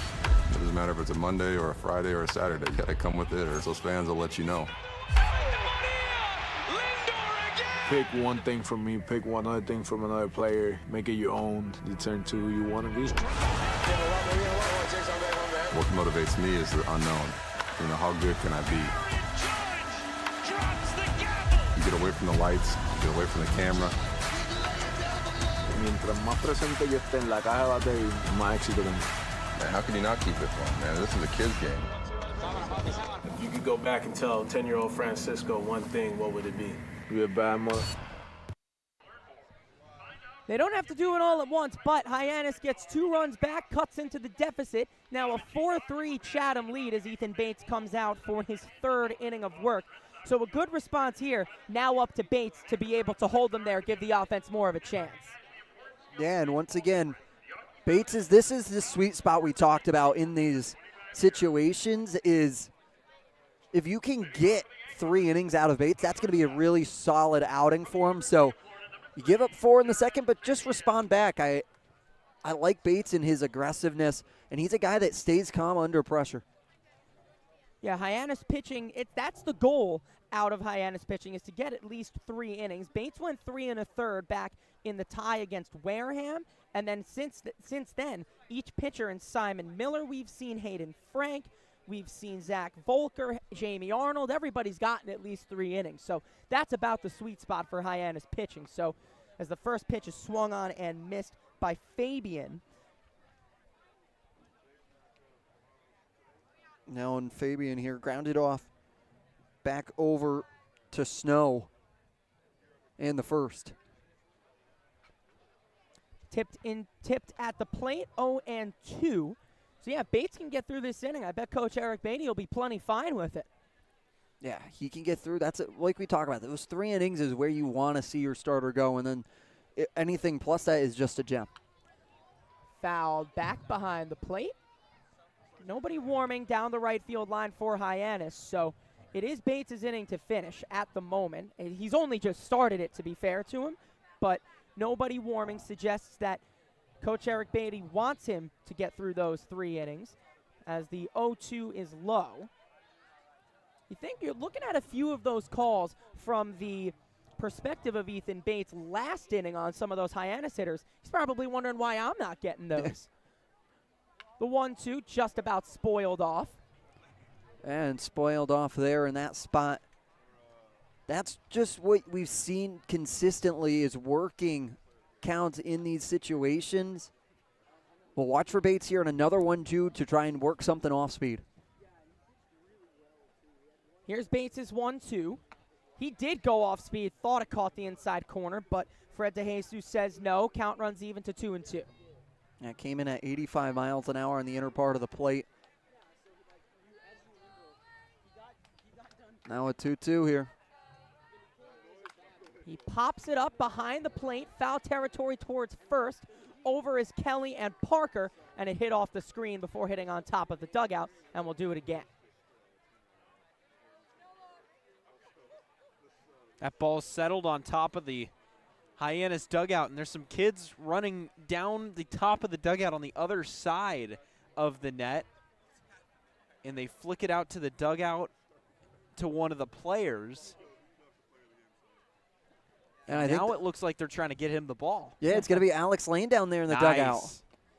2-2 was tipped at the plate. As if my parents would ever let me on top of a dugout like that. Nicely done by that young man over there. Way to be, young fella. Working home with a souvenir tonight. A great one at that, too, with the talking about the baseballs on display here as it's fouled outside of third. Talk about for the 100th year of the Cape Cod Baseball League, they've marked the baseballs with commemorative stamps. I got to get a few of my own out on my hands somehow, some way. You need more than one? Absolutely. I think you just need one. I agree. Maybe a few other people may want one. I may have some deeds to do here as the 2-2 swung on and missed. Fabian down and swinging. Yeah, that one, great piece of pitching there in that situation by Bates to work it around and once again get another out. Now you just push down, and that's what you want. Try and work and get outs and pocket them and work 1, 2, 3. Up steps Schubert. Fabian made him work for that strikeout right there. And credit to Bates for bearing down and getting it. He lost some hitters in the last inning to walks, but that time bears down and gets Fabian to swing and miss at a really good pitch. There's another good pitch there to Schubert that missed just low at the knees. Now Bates here, this is going to be his 51st pitch coming in this spot at the third. The 1-0 is low. Now with it going low in that spot, can find a way to try and work back and try and get into a situation where you can work on the strike. Fog lessening just a little bit. Knock on wood. The 2-0 catches the inside corner for strike one. That's why the fog is so unpredictable. Yeah. Because we were just looking, and like about a minute ago, it was settling around that brick firehouse out there. Now it's gone. Yeah. The 2-1. Fly ball out to center field, fairly deep. Back goes Taylor. Still back on the warning track. He leaps and makes the catch. He might have just taken a home run away from Schubert. What a play out in center field by Will Taylor. He's been doing it all season long, and that is Will Taylor's defensive ability on full display. We talk about his athleticism, getting a great jump on it. As soon as it's off the bat, he is tracking it all the way into the wall. But once again, he's got to go up and grab it a little bit. So taking the leap, he's a wide receiver as well for Clemson, using that little bit of vertical leap, gets over it and crashes into the wall. First pitch tapped foul by Green Miller. I mean, Taylor is just just an exceptional outfielder defensively, and to time that leap up against maybe the structural integrity of that wall isn't so strong, to be able to hold on and corral it. Some play out in center. Here's the 0-1. It's outside to Miller Green. Now Miller Green here in this spot, just trying to elongate this inning. Shades of Billy Hamilton. Yeah. 1-1 in there for strike 2. Nobody? I said yeah. That's a good joke. It was a joke? Yeah. I mean, you'd Or go just with a- was it normally. I not a feel like you reference? normally go with Ken Griffey Jr. or Okay, no, someone it was a like that. reference. Yeah. Yeah, I got it. The 1-2, Bates thought he got it, but DeJesus behind the plate says no. Count runs even 2-2. Now on the 2-2 here with Bates.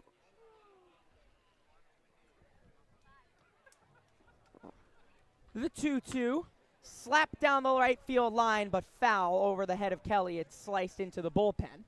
That right field line has been seeing a lot of action down there, and it's nothing crazy. It's 314 down the line, down that right field line, but it can turn in that situation. It's a tough spot. But being found, Hyannis exploited it last inning, and we're trying to see Miller Green do it himself. The 2-2 is outside. Count runs full, and Bates will deal the payoff with 2 outs. Yeah, payoff pitch here to come. Big pitch here as it's going to get up to, this is going to be his 60th pitch now coming. And here it comes. He got him swinging. Down goes Miller Green, and down go the Anglers. Bounce back inning from Ethan Bates. We're through 3. It is 4-3 the Anglers here on the Harbor Hawks Baseball Network. That chip on the shoulder, that started at a very, very young age. People's expectations are, they're cool, they're fun, but mine are bigger.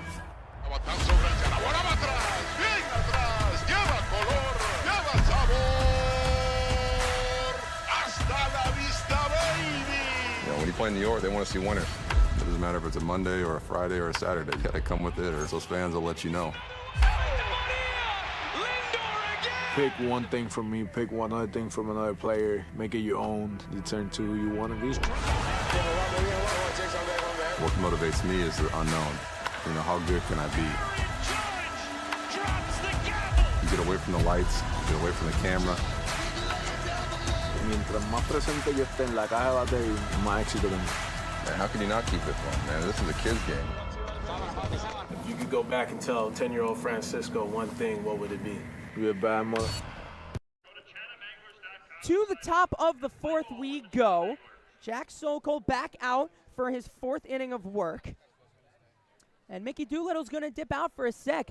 We didn't bring you Friday Night Bites last night. We were at Bourne last week, so we brought you the Brave on Friday Night Bites last week. We're giving it Saturday Night Bites here tonight. I don't know what's on the menu over there, so Mickey Doolittle could be really surprising us here. Yeah, I'm very excited. Excited.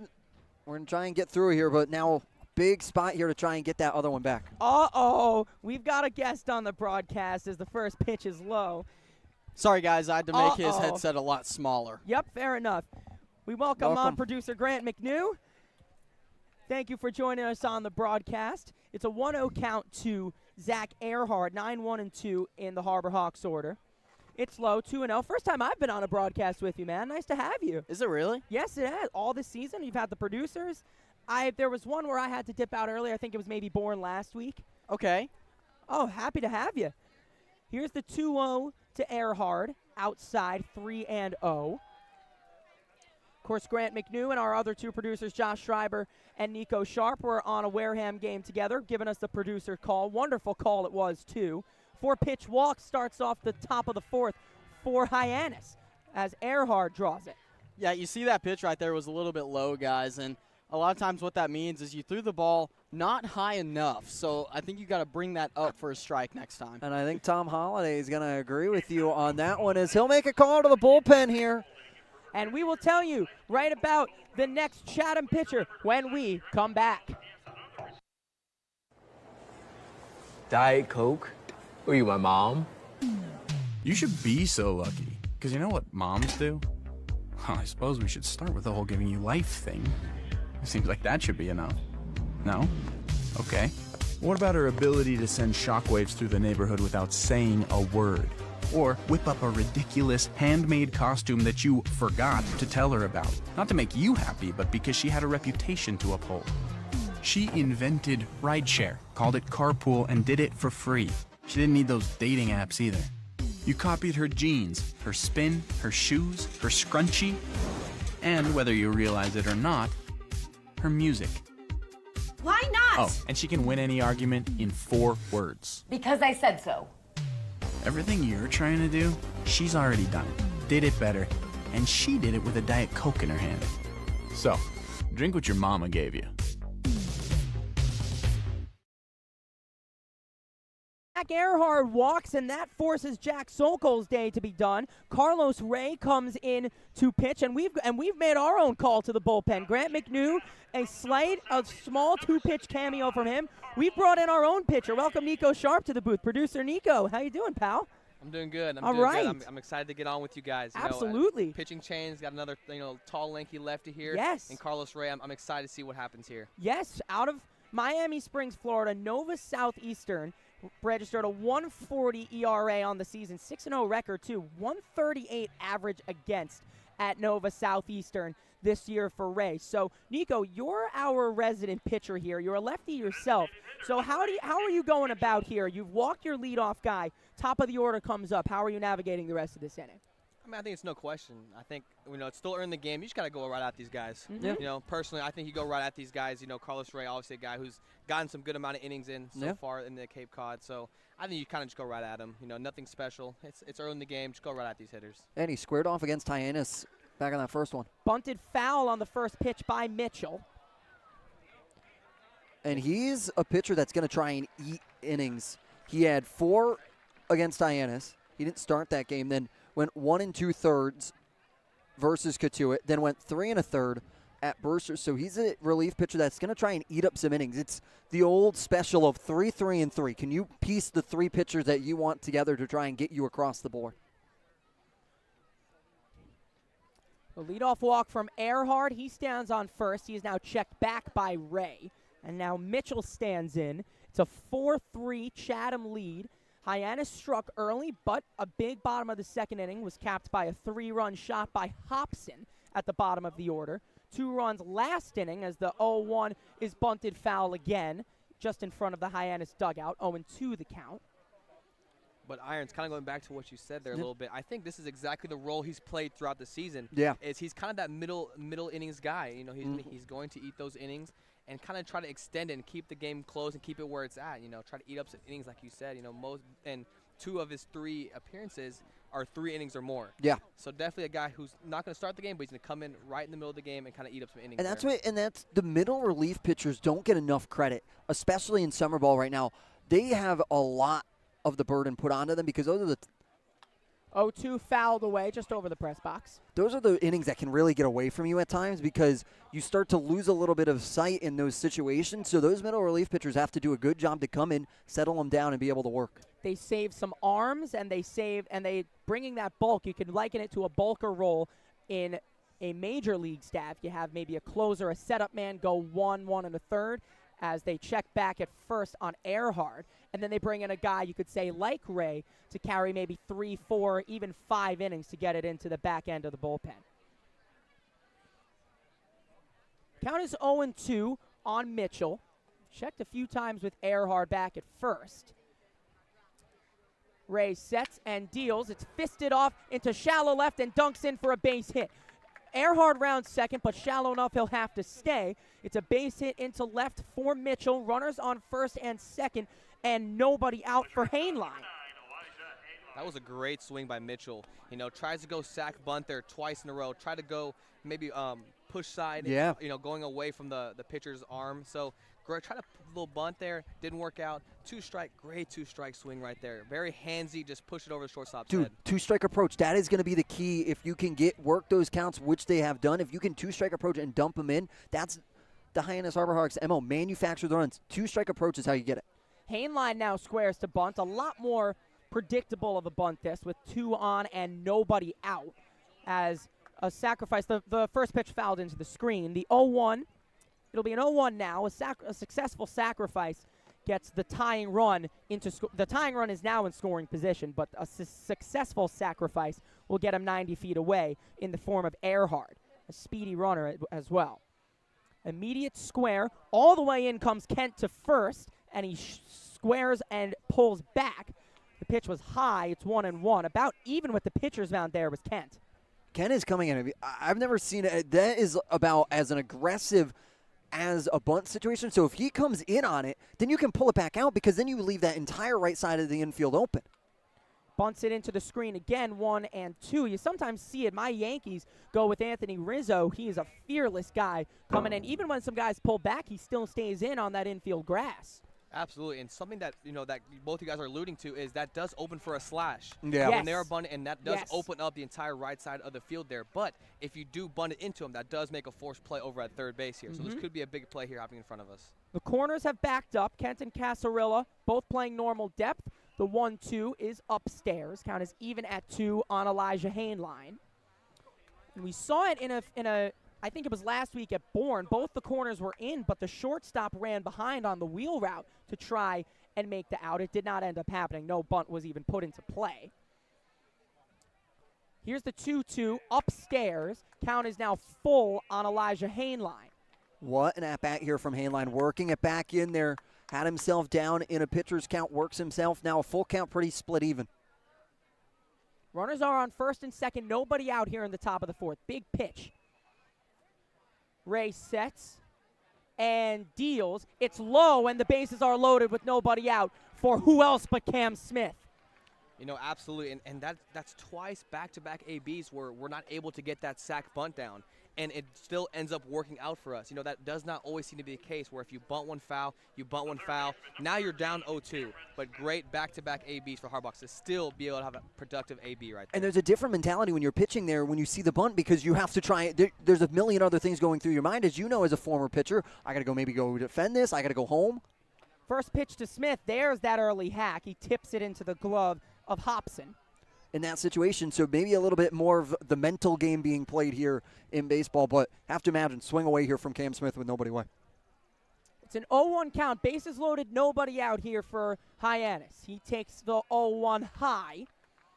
Hyannis faces a 1-run deficit, 4-3 to Chatham here in the top of the fourth. The go-ahead run stands on second base. Cam Smith has been the hottest Hyannis hitter over the last 10 games.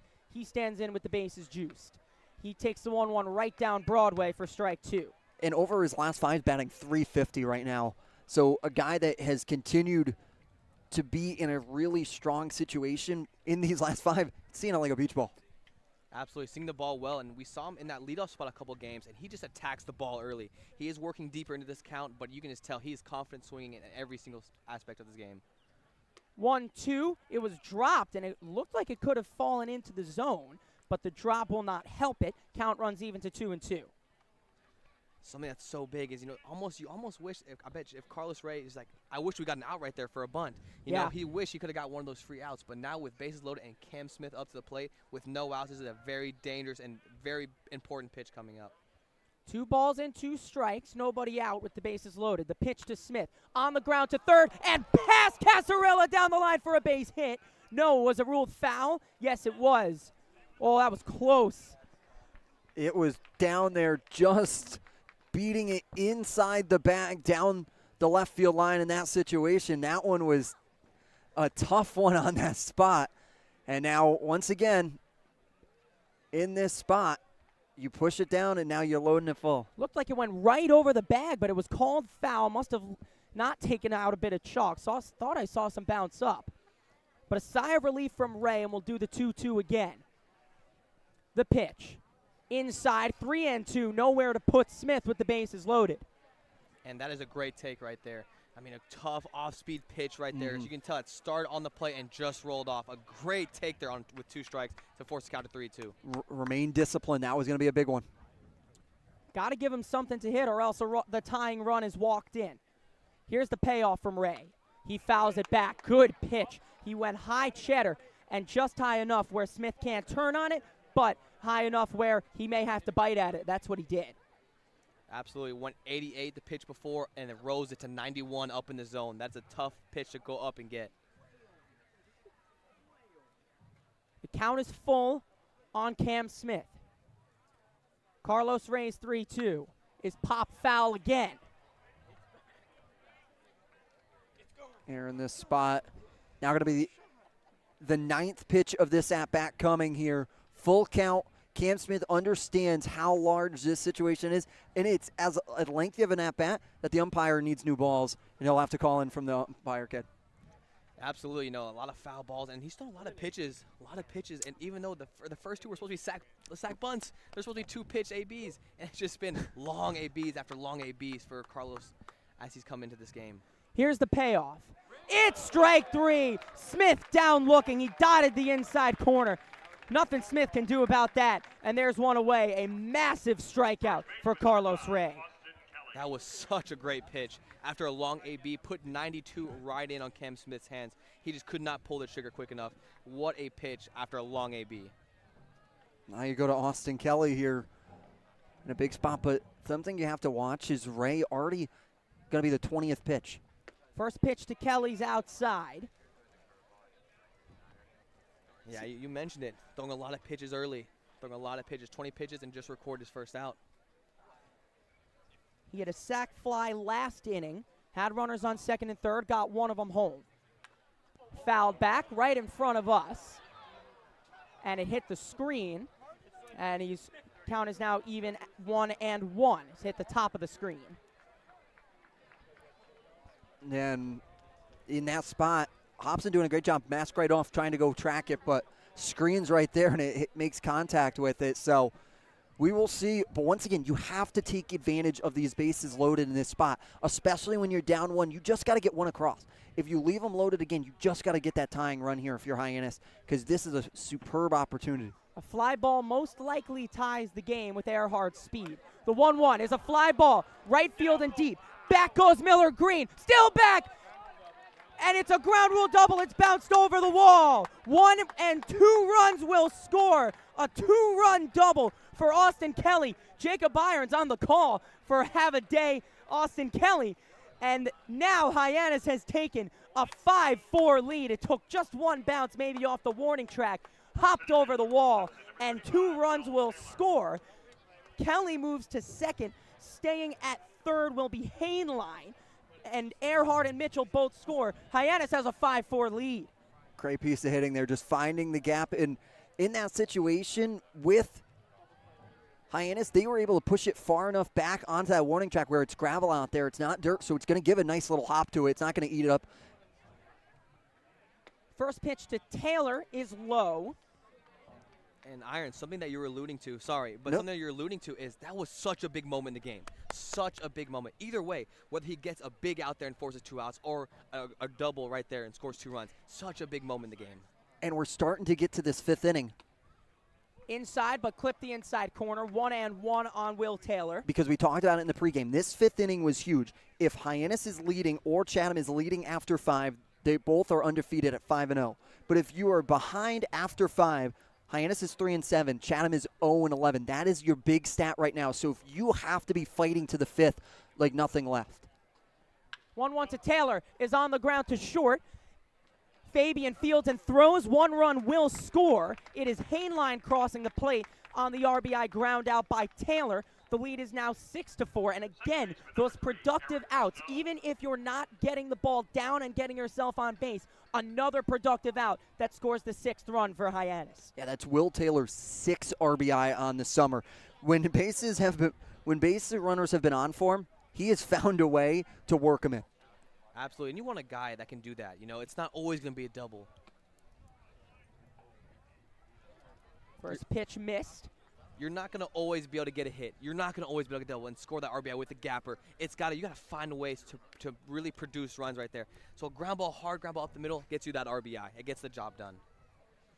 The 1-0 to Snow is low. Now this is another guy that between last night and tonight right now, he's able to be seeing the ball well, has a single back in the 3rd. And a single last night and a walk, so guy that's consistently contributing. right down Broadway. Count 2-1 on the USF product. And you said he's seeing the ball well, and now he's in a big hitter's count here. 2-1. Got a runner in scoring position 90 feet away. So, again, once again, it's a big moment here. The runner on third is Kelly. He advanced on the ground ball. Snow fouls a 2-1 back. And something that, to allude back to you, Irons, is what you were saying is with those numbers that you were saying, you can tell both teams, great bullpen. You do not want to be behind later in the game as the game goes on. It's so important for teams to get into their bullpen and really shut down the game. 2 balls, 2 strikes, 2 outs, 3 runs in here in the top of the 4th. Snow swings and sends a high fly ball to right. Miller Green back onto the track, stretches out, and makes the play to end the inning. But Hyannis' response continues. A big 2-run double by Austin Kelly caps a 3-run inning for Hyannis. 6-4 at the end of 3.5. Hey, Mama, what's up? Did you switch my service from Verizon to T-Mobile? Yep. T-Mobile has the only nationwide 5G. Well, Mr. Know-It-All, let's see if you right about that. Mama. Hey, Mama, I'm working. It works at the pie shop. T-Mobile's 5G works inside and out. Hey, what you need, Mama? I'm trying to watch the game with my boys. It works in the park. Oh, okay. Mama? It works at the aquarium, in the parking garage, at the beach, in the elevators. It works in the movie theater, too. Oh, shush yourself. I'm talking to my baby. You're driving me crazy. I was just calling you to say thank you, baby. I love you. I love you too, Mama. Yes, Mama. It works in the kitchen. Tell Mama. Mama? 5G, it works in the club. Who are you in a club with? All about it. Tell Mama. We welcome you back to the bottom of the 4th from Veterans Field. What a game it's been so far. Hyannis has taken a 6-4 lead after 3 runs last inning, capped by an Austin Kelly 2-run double. And I don't know, I mean, Nico Sharp had the hot hand here, bringing his good mojo back on, because Mickey Doolittle, here he is. What do we got next to us for Saturday Night Bites? So we have the Coach Schiffner chili dog right here. Yeah. Uh-huh. And it's a little bit messy. I brought some napkins, Okay. but Oh, thank you. it's a chili dog. And then I also brought an angler's cookie. Very good. Oh, Yes. nice What a cookie. nice looking Wow. cookie, Good too. haul over there at Yeah. Oh, yeah. So- We hauled off of his credit card. Yes, no, we're switching off. We're switching off. I'm not worried about All right, it. you already had yours. Where All is right, my am I ca- taking a... I might have started a little Where bit is, early. where is my card? All right, hold on. I It's in my got you. pocket. All right, we'll do this real quick so we can get back to the baseball, but this one might get a little messy. I'm not a big fan of it. And while Jacob Irons clips in, Cade Obermuller comes in to start the bottom of the 4th. So Bates' day is done, and it was a really big day as well, as Obermuller and the bullpen will carry on from here on out. Obermuller has appeared in 3 games so far this year, has gone 5 1/3 innings, has not given up a run yet, 8 strikeouts and 2 walks on his line so far. And tell me that isn't a great chili dog right there. How am I going to eat this thing? It's really good. While I call this? Man, I'll give the first pitch, and then I'll take my bite. The first pitch to Carter Trice from Obermuller in there for strike 1. Here comes my bite now. I would say it's pretty solid. You go, I would have it at a 6-7. Coach Schiffner, the winningest coach in Anglers history. From my hometown. Love Coach Schiffner. He's on the Nesson broadcast. Great guy all around, and has a world-famous hot dog as that one goes in. Missing off the plate now, 1-1 on the count, as both of them are still a little taken aback by the New England-style hot dog roll, which is bread on both sides, basically. It's not like the generic bun on these situations, as Mike Manor was able to step in there for a quick second. The 1-1 is upstairs. I'll tell you what, I'm a fan of the bun. I've always been a fan of these buns. I'm a fan of the dog, too. Yeah, good. I think it's a Fenway Frank. Don't quote me on that, but it is a Fenway Frank. Wow. Look at me. My hot What a dog pull. skill. Pretty good, but we got even a better game right now in front of us. 6-4. This is a big spot. The 2-1 zipped in there. 2-2 the count. Really quick, final ratings. Yes. I got a 6.5. You got a 6.7? 6-7 for me. So because I haven't had a chili dog before, I'm just going to give it an even 7 because I really All right. enjoyed it. I think that's a solid baseline That's for fair. a first chili dog, but I'll be able to Passing grade. rate that easier if I've had another one. Here's the 2-2. It's low. You mind if I have another bite? Absolutely. Sure, please. Count is full now on Trice. I'll take that next bite after the full count pitch. I almost got it all over my scorebook, too. I don't know why I've got it all over there. Obermuller sets and deals the payoff. Swung on and missed. And Trice down on strikes to start the bottom of the fourth. And Obermuller, just a great job. Comes in. We talk about getting that first batter. Get it via and get an out some way, just on that first batter you see in your appearance. But then to get even to get him a strikeout, that even sets the tone more, and that even gives you a little bit more momentum and a little more juice on the bump.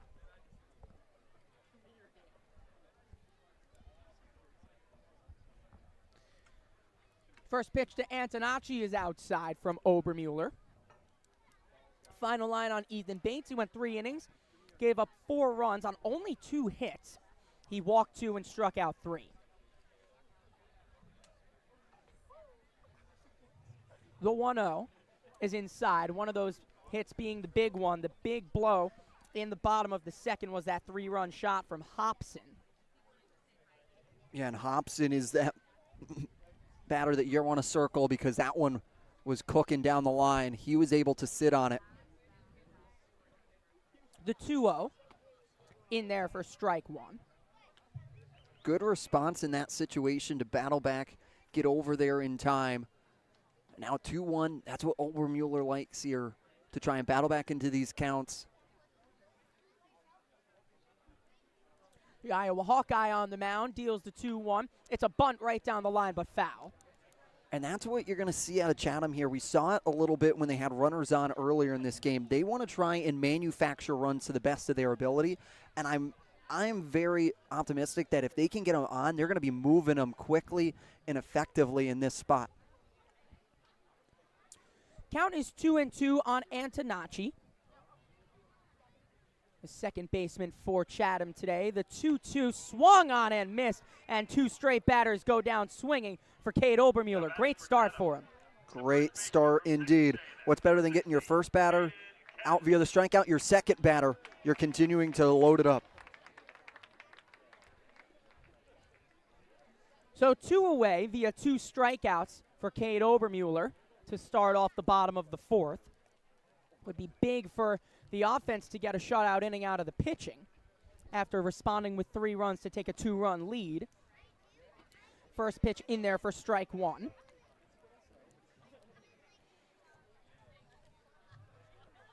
Caden Kent was the recorder of the other hit. Guys, we have a big issue right now. Oh, no. You can't get the can't cookie get it open? I can't get the Oh, cookie no, Mick. The 0-1 is low and away. If you've been watching the camera, I've been trying to do this Oh, for my the past word. 10 minutes. Oh. All right. We're going to have to They do it. usually have like a sticky tab on the top that you can just rip open. I'm surprised they don't. You'd think. Yeah, I would think. Here's the 1-1 in there for strike 2. It's open. It might, All I right. may have cracked it in Jacob the Irons process. on the scene. Oh, it doesn't matter. He stabbed it. My bad. Yeah. Ah, who cares? Just use the pen that we got right in front of us. It'll be a 1-2 from Obermuller Work smarter, not harder. to Caden Kent. Cade sets and deals. It's a pop-up out into right.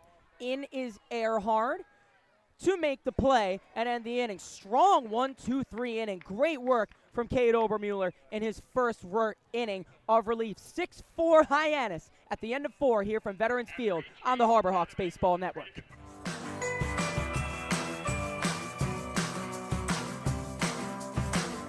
A brilliant idea starts at the source.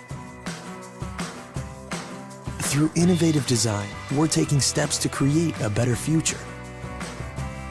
Now, the pure fresh taste of Dasani comes in a redesigned bottle, up to 30% made from plants, and as always, it's 100% recyclable. Plant bottle, designed to make a difference. This BBB seal is a badge of honor. It's a sign that this is a business you can trust.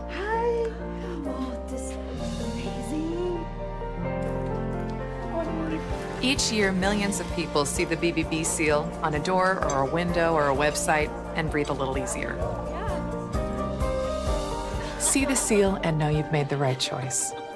Find a business you can trust. Ask BBB.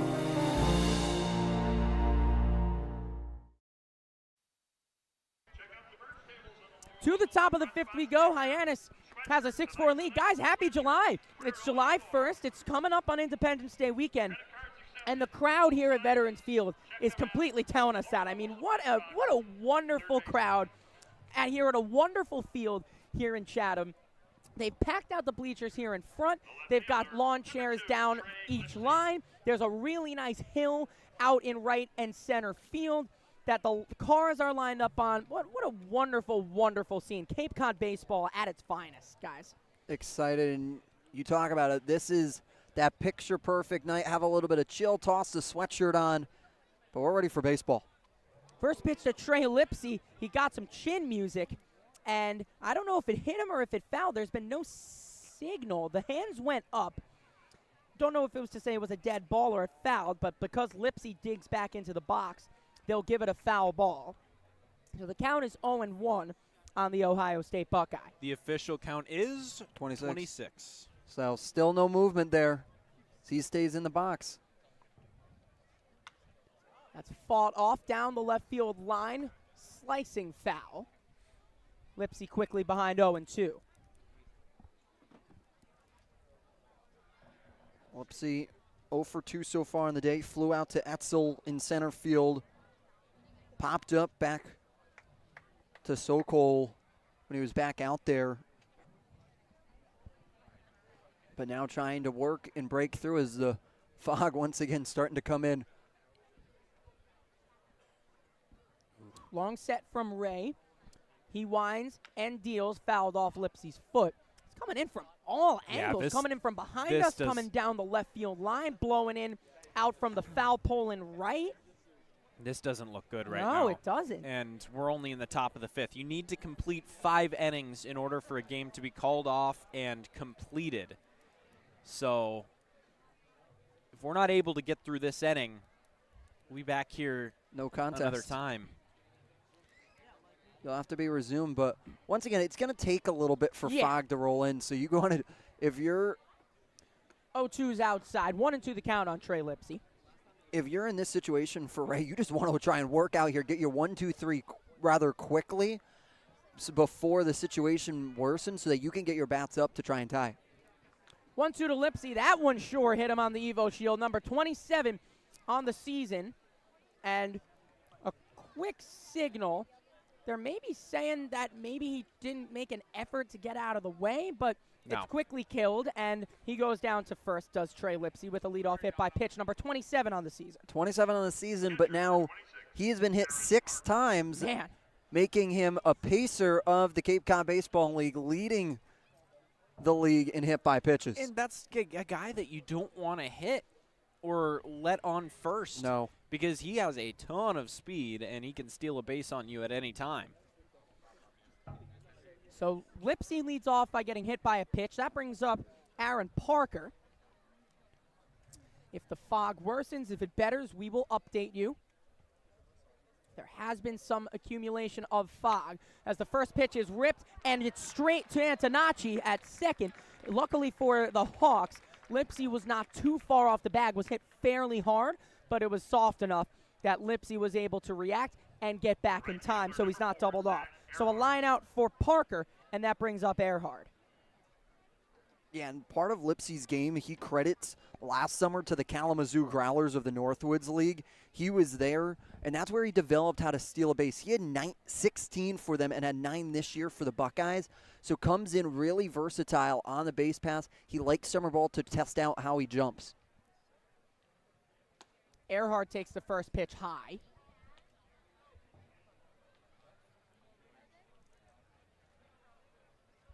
Now on the 1-0 here for Earhart.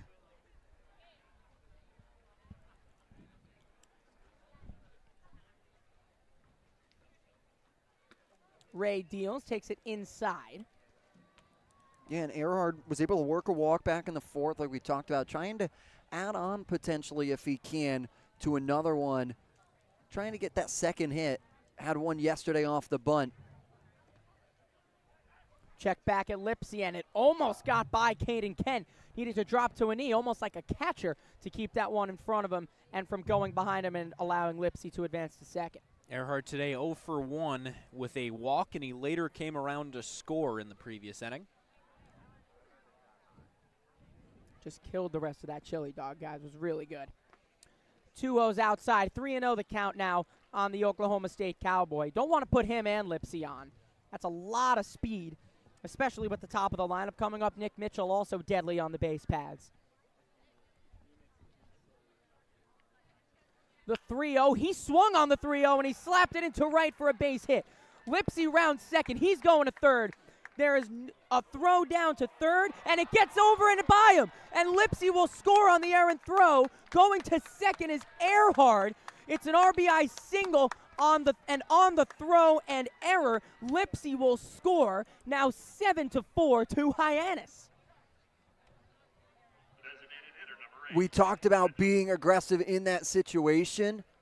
That's what you like to see, because you talked about it. As soon as he got over and off of first base, he was moving. And Skip Eric Beatty had him going all the way to third, but then as soon as he sees it, he understands he has all the time in the world to send him down with that speed. A great call by Lipsy. Automatically, as soon as he sees it, gets through it, because it's a hole right by him, puts his head down and is watching Beatty the entire time. He's not following the ball. His eyes are directly locked on skipper Eric Beatty, which is just a sign of a strong base runner.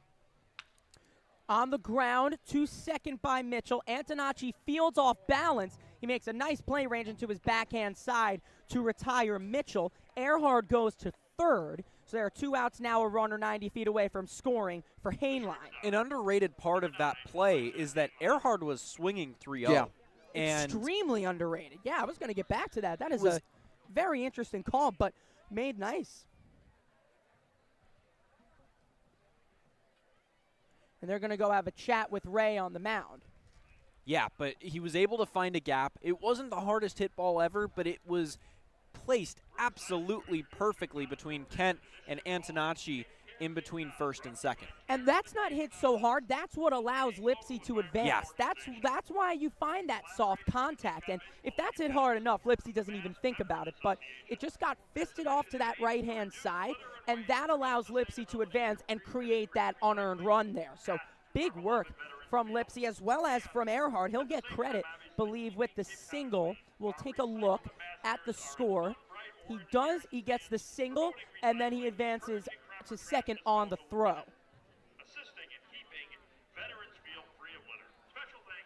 Yeah, the whole thing isn't quite official yet. Right.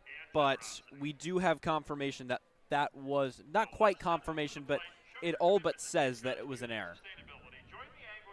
Yeah, on the scoreboard it's got 2 errors.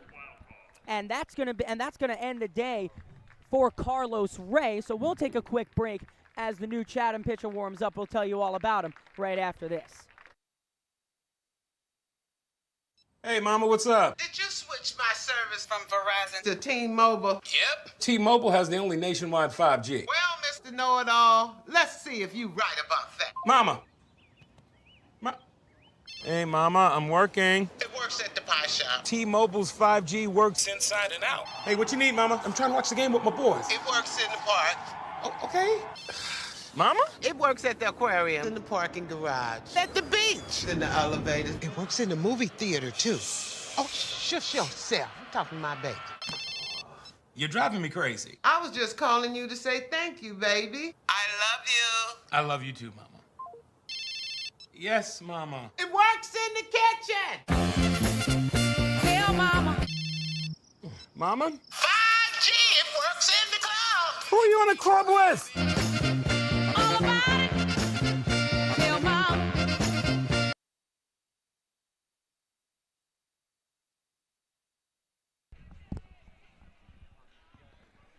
We welcome you back as Hyannis has taken a 7-4 lead here in the top of the 5th. Carlos Ray's day is done. And the new pitcher that they will bring on is Zach Harris. Yeah, Harris out of Georgia Southern. Finished his first season with the Eagles with a 2-4 record. A sophomore, earned his first collegiate victory back on March 22nd against Mercer, throwing 1 inning of scoreless baseball. guy that we have not seen yet this year. Yeah, he has not appeared so far this summer, so this one's a fresh arm here for Tom Holliday and company down in the dugout. So big spot here that he gets called upon for his first outing, but it comes at a bigger spot. And I will say, it might, in a roundabout way, it might be in Hyannis' best interest to end this inning as quickly as possible because this fog is rolling in right now, and you might be unknowingly 3 outs away in this game if the fog were to eventually end it. Once again, the fog just hasn't developed. No, it hasn't. It hasn't. It has come and go at times, but like we talked about, the ground rule is watching the firehouse. There has not been a moment where you've started to even lose the firehouse just yet. So in that situation, very iffy spot, but we'll see how it goes the rest of the way. Fingers crossed and knocked on wood as Jacob Irons utters that statement. There's now 1 out, and Elijah Hainline steps up. Beg your pardon, they're 2 away. As Aaron Parker's line drive to second, and then Nick Mitchell's sacrifice ground out over to second.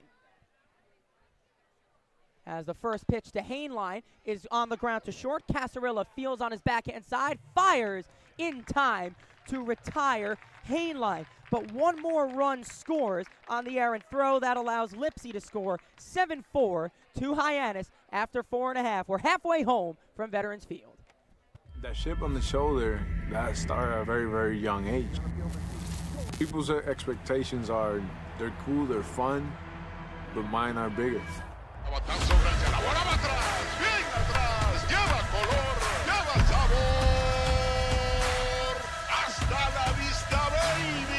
When you play in New York, they want to see winners. It doesn't matter if it's a Monday or a Friday or a Saturday. You got to come with it, or those fans will let you know.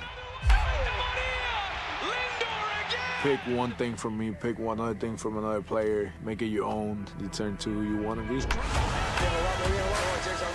What motivates me is the unknown. You know, how good can I be?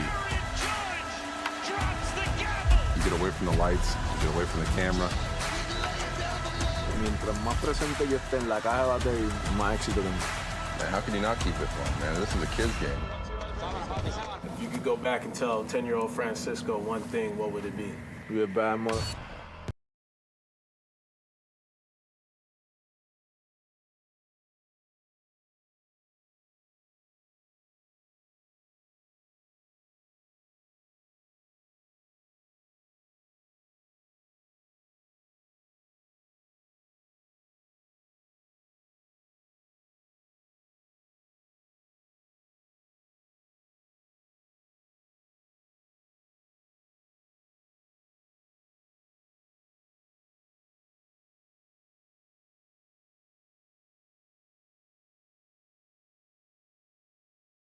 You wonder how they're so good. You wonder how long it holds up. How many more of these guys can just be so brilliant for the whole season?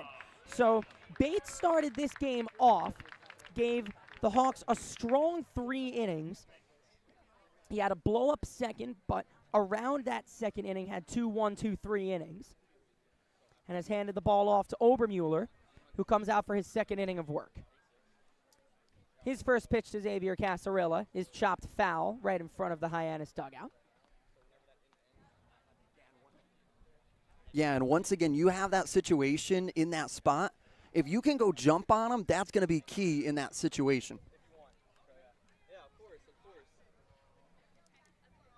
The 0-1 outside. 1-1 the count on Casarilla. He struck out in the second.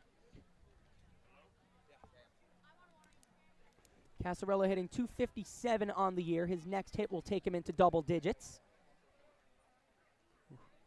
The 1-1 is on the ground to second. Up and with it is Snow. He had a tough hop off the lip of the infield grass, but he handles it cleanly and puts away out number 1. And that lip, it was a late hop as he was already on it, and it comes up and does a great job to keep it in front of him, and that's why he has his most of his weight over himself and takes it, so he bounces it off the chest, and then you watch the glove come up so that he can cup it against his chest, gets it out, and throws it over in time. And again, that's what coaches tell you to do. Get your body in front of the ball and knock it down before you try and glove it. Clean fundies from Eric Snow as the first pitch is low. It's what they tell you to do, stay in front. And, yeah, if you get yourself down, it's easy to come up, but not so easy to do the opposite. And the other good fundy from him, glove all the way touching the ground. It's Yes. scraping it down there. Fundy? Fundamentals. Fundamental.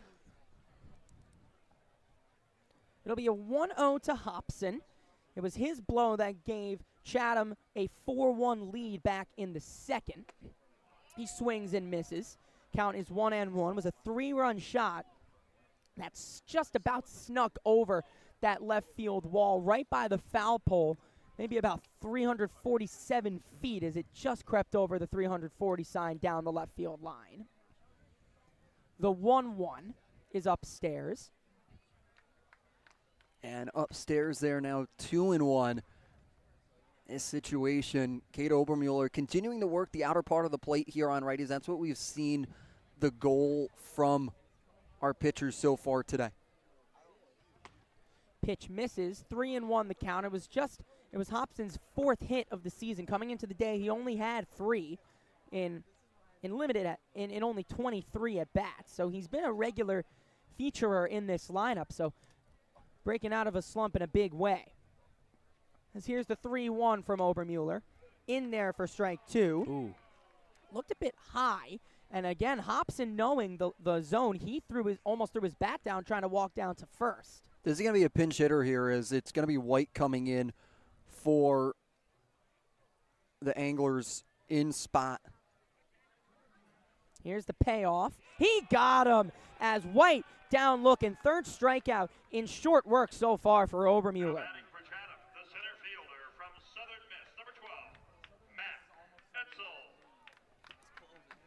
And now Obermuller continuing to work lights out. This is a guy that is trying to see the minimum again for now his 2nd inning.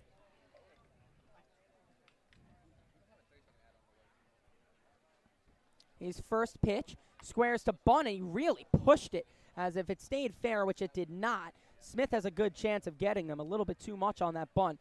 There's a lot of fog accumulating right here behind home plate, and the wind is now pushing it out onto the field. Lots of fog blowing in from all directions now. Losing a bit of sight of Austin Kelly at first as the 0-1 is taken upstairs. Work fast here if you're Obermuller. Yeah. If you're losing visibility here, if you can get through this inning, why not challenge him right now? The 1-1 is on the ground to second. Snow comes up and fields and makes the play to end the inning. So we've got a full game in here. So if it's canceled from here on out, it can go down as an official game and a Hawks win. But we are through 5, 7-4 to Hyannis. Hopefully we can come back. We'll update you on the fog after this. Hey, Mama, what's up? Did you switch my service from Verizon to T-Mobile? Yep. T-Mobile has the only nationwide 5G. Well, Mr. Know-It-All, let's see if you right about that. Mama.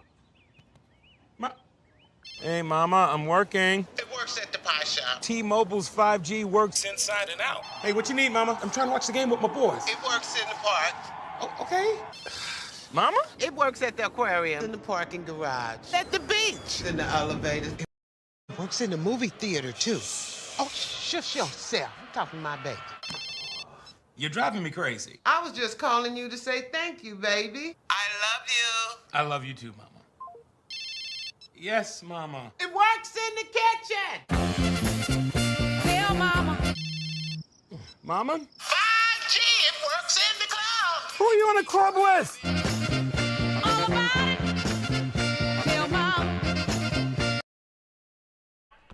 To the top of the 6th we go. More fog accumulating, and that means less vision. That means another call to the bullpen. We've had Grant McNew, we've had Nico Sharp, and now we've got our 3rd guest of the day, good pal Teddy, along with us. Teddy, how you doing, pal?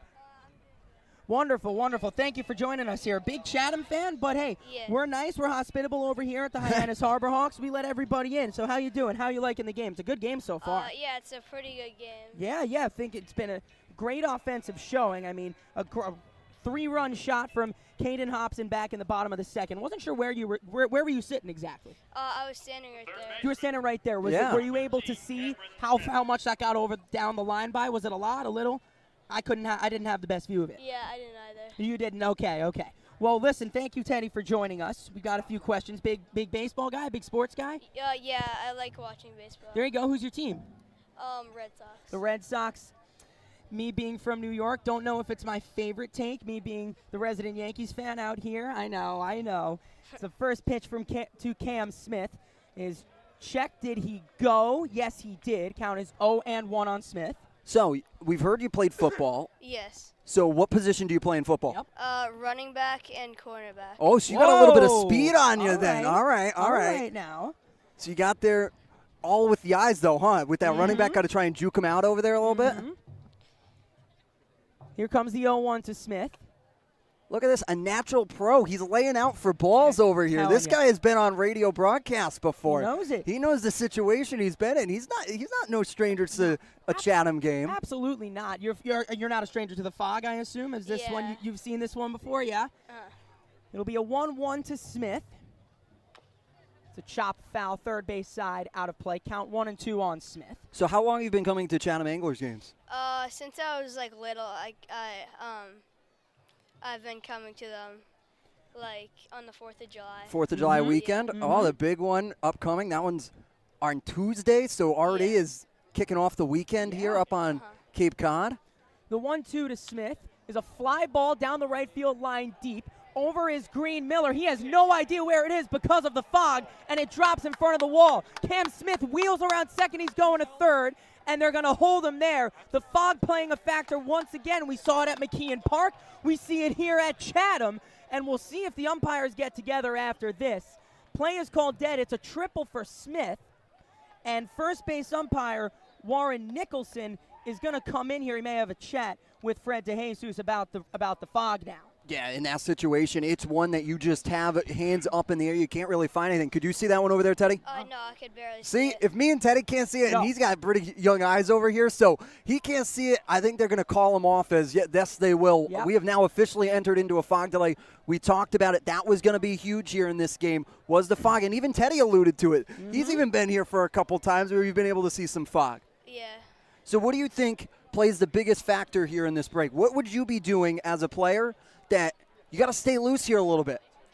I would just keep my eyes open and keep your eye on the ball so you can see. There Look you go. at this. There you go. So now you're in that dugout, right? You're coming up on deck. You've got a runner on third, right? So you got 20 minutes now until you take that next at bat. How do you keep your mind sharp? Just think about hitting a home run. Ooh, I like it. Boom. Keeping the mentality in that situation. Yeah. Absolutely. So now both managers have been called to chat with the umpires. Again, we go into a 20-minute fog delay. It comes in quick as it just did. Yeah. And we're going to go and look at that right field wall. The brick firehouse is what we look at. After 20 minutes, we're going to gauge it again. If we can't see that red brick firehouse, this game is done. And now they can call this game as an official game because they, as Mickey Doolittle was alluding to, he was telling and he was saying for these players to work faster, Kate Obermueller, get the inning done, because now we're into the top of the sixth. This is a full game. After you get done with that top of the fifth, it is now official. So it's been a great game. I don't want it to end personally because we've been treated to such entertainment tonight. But this is the reality of this game. It's what happens. Cape Cod baseball at its finest, huh? Yeah, Teddy, you got the full Cape Cod experience. All right, so 4th of July weekend, we're going to keep you a little bit longer. Mom and Dad, is that okay if we keep them a little bit longer here? Yeah. Perfect. What do you got for the 4th of July plans this weekend? So I'm gonna watch the parade. Watch the parade. That's always a big one down here in Chatham. Where is the parade? It's on Main Street. Here in Chatham? Yeah, right down Main Street. It is like one of those ticker tape parades. It is a great one. Awesome. Anything else? Yeah, what else? Barbecue, anything else? Or nothing? Just relaxing, being up here on Cape Cod. Yeah, what else? What else? We're probably gonna go to the beach. Oh, beach. Get a beach day in there. That's exciting. Hopefully the sun comes out here in a couple days. Are there any fireworks around? Is there some here in Chatham? Fireworks. we always watch them here. There we go. Nice. Honestly, I'm from New York personally. This is my first. I've been to Boston before. I haven't been to Cape Cod, so I need to be up in the know on things. I live close to Hyannis, so if nothing else, I've got plans now in Chatham before our game at home on the 4th of July. We play YD at McKeon Park. But you're gonna scoot down here for the 30-minute drive down here? Hey, I mean, if the parade's early enough, do you know what time it's at? Is it in the afternoon, the evening? It starts in the morning. This poor guy guy's getting the tour to Chatham. He's our Chatham tour guide right now. He's my tour guide out here. I mean, I'm from out of town, and he's filling me in. If it starts in the morning, I think I might be scooting down here a little bit. Might be me and my buddy Teddy up for a little early morning parade. Why not, right? Teddy, we can't thank you enough. You got stuck around for a long time. We had a full fog delay in there for you. But, hey, man, we appreciate you coming on. We appreciate it. Thanks. Hey, thanks so much, we have to imagine you're getting ready for football over in the fall. You got to start working out. Got to start lifting those weights a little bit. All right. Thanks, Teddy. We appreciate you coming on. Thanks so much for joining us, Teddy. We'll send it to a break as we have entered a fog delay right here on the Harbor Hawks Baseball Network.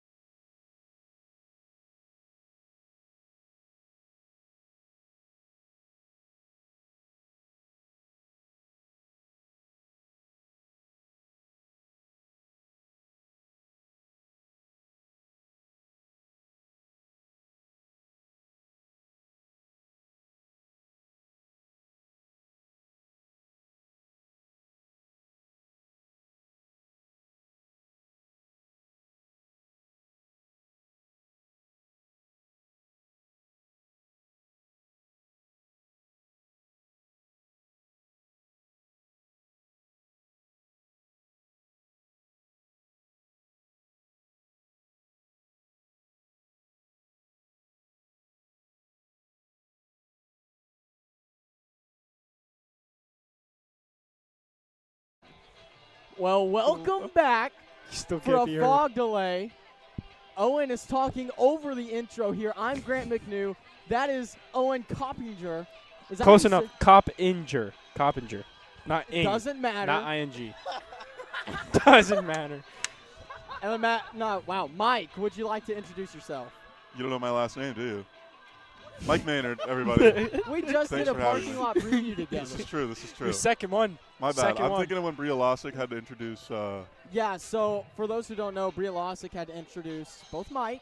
Actually, you tell the story. You were there. Okay. Yeah. So me and fellow writer Matt Coates were we were the Play Ball Boys for the day a few games ago, and our favorite sideline reporter Bria Losick introduced us and was. Introducing the fans to the two Play Ball Boys for the day. Introduced me as Mike Maynard, and then went to Matt and couldn't remember his name, and asked him to introduce himself on the mic. And so that was a pretty funny time, funny moment. And so Grant just did that to me. Yes. Didn't feel great. Well, it wasn't supposed to feel good. Okay. Yeah. Well, it didn't. Hey, we're also joined now by our sideline reporter, Nico Sharp. Love it. Love Guys, it. I'm so happy Welcome. to be here. I'm just happy to be along. You know, I was past the mic, so I'm here. I'm here to stay, fellas. I'm here to stay. Guys, You know, yep, go ahead. I have to say that I can see the firehouse right now. I can see the firehouse. I can see it. Yeah, the fog is really clearing up right now, it seems. So we could play baseball right now. In fact, we could go play baseball right now if we went, right? Yeah, and so as Mickey shows me the time here, there's 12 minutes until that fog has to be clear. And, you know, there is an update. You are right. We are beginning to see that building a little bit. Things are happening here, fellas. I have a question then. Can we call it early? Like, I could see the firehouse right now. Can we start the game right now? No, or we have to wait those 20 minutes? Because if it goes to 19 minutes and 30 seconds and then all of a sudden fog everywhere, you can't play. You can't play. That's a no-go. Yeah, fog everywhere tends to be the no-go. You know, you never know what happens there. And, you know, as Grant, as once a great person said, we're going to don't if there's fog. So that's what it's going to look like. Unofficially, it's a possibility that we could don't today. So We could. Mike, what are your thoughts? Well, right now, I think we could, but we're going to don't until the 12 minutes and counting under that is done. But as you said, 1930, we could see fog everywhere. Fog everywhere equals bad for baseball, You know, in my opinion. 1930 was also a year. It was. What happened that year, Grant? Dude, I don't know. I was not alive. I Were you was not not? even thought of. I think – no, I was not alive yet. No. You think? I'm pretty sure. Pretty sure, okay. 99% certain. Well, you never really know. Hey, for those of you wondering, Hyannis is up 7-4 over the Chatham Anglers. We are here in Chatham once again. Grant McNew, Mike Maynard, Owen Coppinger, and Nico Sharp here on the call because we kicked everybody else out. Yep, we took it over. We needed to. Okay, they've had enough. They've had their time. It's our turn. Well, right, Owen's not even one of us, right? I am now. Yeah, I have a question about that, Yes. actually. So I'd like to kind of make my first live interview, live question. Okay. I'd like to do that with Owen. Owen, I'd like should to I ask be you a scared? question. Is that okay? Yeah. Okay. What's your job with the Hyannis Harbor Hawks, Owen? I'd love to know. Why does everyone ask that? Well, maybe I do because- important stuff here, okay? Okay, let's- Pie eating contest. That's your job. No. What's your job? Sponsorships. What's your job title? All my job is done. What's your job title? Assistant Director of Corporate Development. I feel like they give that name to people That's that a fake don't job. do anything. No, it's not. You can't hear me, but it's not. That was so loud, I know. Owen. That. Apologize. Anyway, so yeah, what do you do? Sponsorships. So, like, Explain that, please. way before the season, well, like, we have the Skybox. So we sell, like, basically that to other companies. The banners. How do you do that? How do you sell it? Emails. Emails and phone calls. Okay. It's pretty. Emails.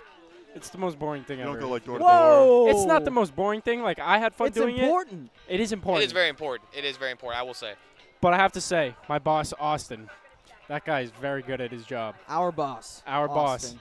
He's not my boss. Can sell sponsorships to whoever, whenever. Yeah, and you he need a can also- sponsorship? Oh, Austin's there. He also is really good at ordering things online. He got a capture card here recently. Oh. Wow. For those who don't know, we needed it and he got it. So props to Austin Dakuda. He Yeah, went and came got in it. clutch right there. You know, Yeah, I know. I as the kids are went, saying. You know, I believe that's what they're saying. I'm trying to stay hip. You know, I'm trying to stay hip. I'm trying to stay in the game, fellas.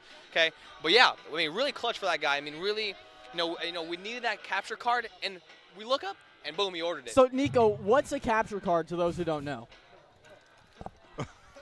So it is something that's needed for the broadcast, right?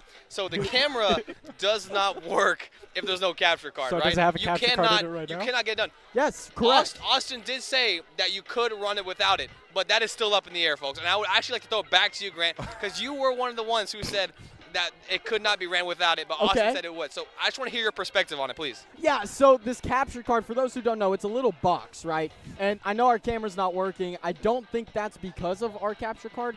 In fact, I know it's not. So it's a little box where on one end you'll have either an HDMI or an SDI. Okay. Those are two different types of cords that come out of your camera into whatever you're wanting to show your camera to, if that makes sense. On the other side, Put 'em in on. our case, is a USB. So that will plug into the laptop that we use. As Owen just got stabbed in the eye by a pair of sunglasses. Where That did will those plug come into from? the laptop Wow. that we use. That way we can see the camera shot on your screen. So, and I feel like I'm talking into a barrel right now. Does this sound like that to anybody else? I think you sound Maybe amazing. maybe turn my gain down a little bit over there. Your gain. That's how you know he's a bro. Yeah, turn my gain down. Owen, Well, on number that's bad. one. Worst person to ask for this. No, help. on number one. Owen, bring my slide down a hair. I think that's what it is. Thank you, Jacob No, Irons. I still feel like I'm Everyone's in a favorite producer, Jacob Irons. Everybody. Well, while you guys are Is that fixing that, Clyde I do want to mention that Mickey Doolittle has shown me the timer. There's 8 minutes 8 remaining minutes, to gentlemen. let the call for the fog. A quick I would like update. to mention there's a lot of fog. There's a now. lot of fog. That There firehouse, is a lot of fog. Firehouse in center field, gone again. no longer seen by Gone. us. And, you know, I think that was the importance of the question we asked earlier is, Yeah. you know, can we cut it short? You know, and if we did cut it short there, the fog is back, and it is actually looking worse than it did originally. I have to say, that last out was so important for us. No, it really was. That was a huge outflux right there. Because if you don't Finish have it that off, out, you know, one less out is on the board. You know what I'm and saying? the game doesn't get called. It's not a full game yet. Right. Yes. Not a full game yet. I'd like Okay, to that is mention- perfect. I have a question. So, Yes. we're saying if it's 19 minutes and 30 seconds and there's a bunch of fog that comes and we started it early, that would be an issue. But if we start the game after 20 minutes, and let's say at 21 minutes, a lot of fog comes in, and That would also then be an we issue. can't- Yeah. So what's the So 20 minutes? are you saying, Mike, that we should just never play baseball because at some point it might become an issue? That's exactly what I'm saying. That's exactly what Mike That's a hot Maynard take is saying. right there. That's a Or hot he's take. going to write an article about that. By the way, Mike Maynard, one of the writers here for the Hyannis Harborhawks, go check out his articles. They're pretty good, I hear. I heard too. Honestly, go to Harborhawks, Harborhawks.org, HyannisHarborhawks.org. I don't know, one of them. Go to your Twitter. You always Go to post my them. Twitter at Mike C Maynard, MAYNARD.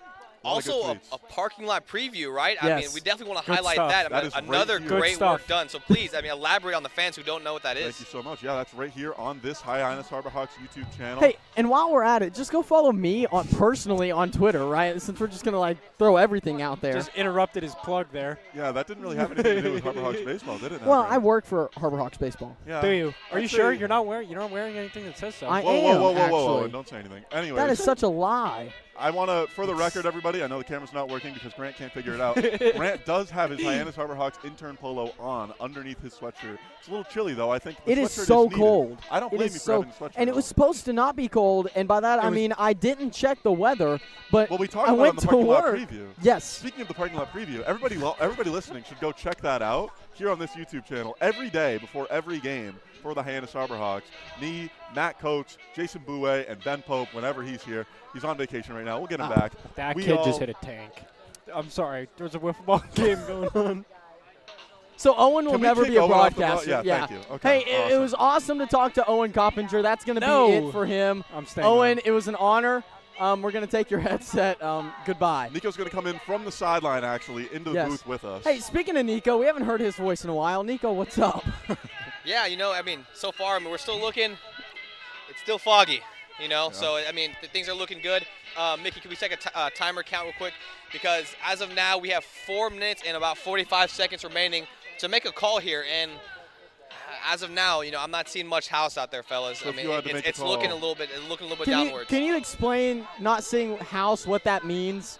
Mike, do you want to take Yeah, that? so when we got to the field this evening, we were told that basically we could see fog at the beginning. We were told if we can't see the firehouse deep past center field, which is across the street for anybody that knows the Chatham area, across the street from Veterans Park, if you can't see that firehouse because of the fog, therefore game needs to be called. Look, did you see that slider right there? I did. The bat That boy. looked almost as good as yours earlier today Yes. during the parking lot preview, which everybody watching should go check out Well, here on YouTube. it wasn't on camera. No, but we did it when we were recording the parking lot preview. That's true. It was right before. Nico Sharp has a report from the sideline. I definitely just want to clarify that. So Mickey's timer was an unofficial timer, but I just been given word that 9:13 will be the official call. So that is 9:13 Eastern time for It those. is currently 9:08 It's p.m. currently for all 9:08 here. At watching. 9:13, there will be a Getting call if the game does proceed or not. Yeah, what's the time zone in Guam? Guam Standard Time? That can't be right. That cannot be correct. Well, somebody, it could be what correct. time is? Hey, it Somebody could tell me what be. time it is in Guam. Please be quick. What's be the quick. Why do you need the time in Guam? Would you, Owen, Owen? I'm let sorry, me were work. you on the broadcast still? I didn't think you What? were. Why do you have a headset still? Who gave him a headset? What's with the hostility? Where is Owen? He's not In even Guam, the it booth is with me. 11:08 a.m. Wow. Wow. I wonder if they So have fog at 11:13 a.m. Guam time, they will call this game. We will know at 11:13 a.m. in Guam whether or not we are playing baseball. I'd like to go around the horn really quick and get everybody's pick for player of the game tonight if the game were to end right now for no particular reason other than I'm just curious. So I'll start with you, Grant. Who do you got for player of the game tonight? My player of the game pick right now is probably going to be either Cam Smith or Ethan Bates. Ethan Bates. Why Ethan Bates? So Ethan Bates, his last name is Bates, right? And this is kind of a preview to the parking lot preview for those who haven't yet watched it. And I say yet, why? Because they're going to go watch it. Yes. So Ethan Bates, his last name obviously Bates. I have a friend from high school. His name, Grayson Bates. That Bates, Grayson, is related to Parker Bates, who played baseball at La Tech just a year ago. He's now in the minor league system. Really? For what team? I don't remember. Oh. I don't really know I thought Parker. You were friends with him. No, I don't know Parker Bates. Oh, okay. Okay. You know Ethan Bates. Well, let me get there, okay? So Grayson Bates is cousins to Parker Bates. This would all be avoided if people had just watched the parking lot preview, That's which they should well, go do right they're now. getting a preview. Yeah. Of preview the preview. of the parking lot yes. preview. So Grayson Bates, my friend from high school, is cousin to Parker Bates from La Tech. Ethan Bates also has the last name Bates and also goes to La Tech. Therefore, if we're thinking clearly, anyone that might be related to Parker Bates, which is a possibility here, like we said, La Tech, last name Bates. Are they related? Likely not. But the chance is there. So all right, I think we by need Nico's rule, pick now. by rule, anybody that is related to Parker Bates has to be my friend through process of elimination. And that's why he's player of the game. Yes. Nothing to do with his performance. Okay, Nico, Correct. on to you now.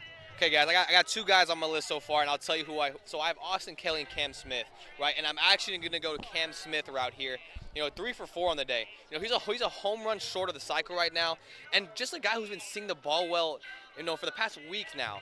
So he's been looking good. I mean, swinging the ball back confidently, having really good counts, getting deep into counts, but he's a guy also who attacks early as well. So being able to do both, I got to give him so far the player of the game so far. I like that pick. Owen, I'll shoot it to you. I'm not going to lie. I'm going to take the same pick here. That's lame.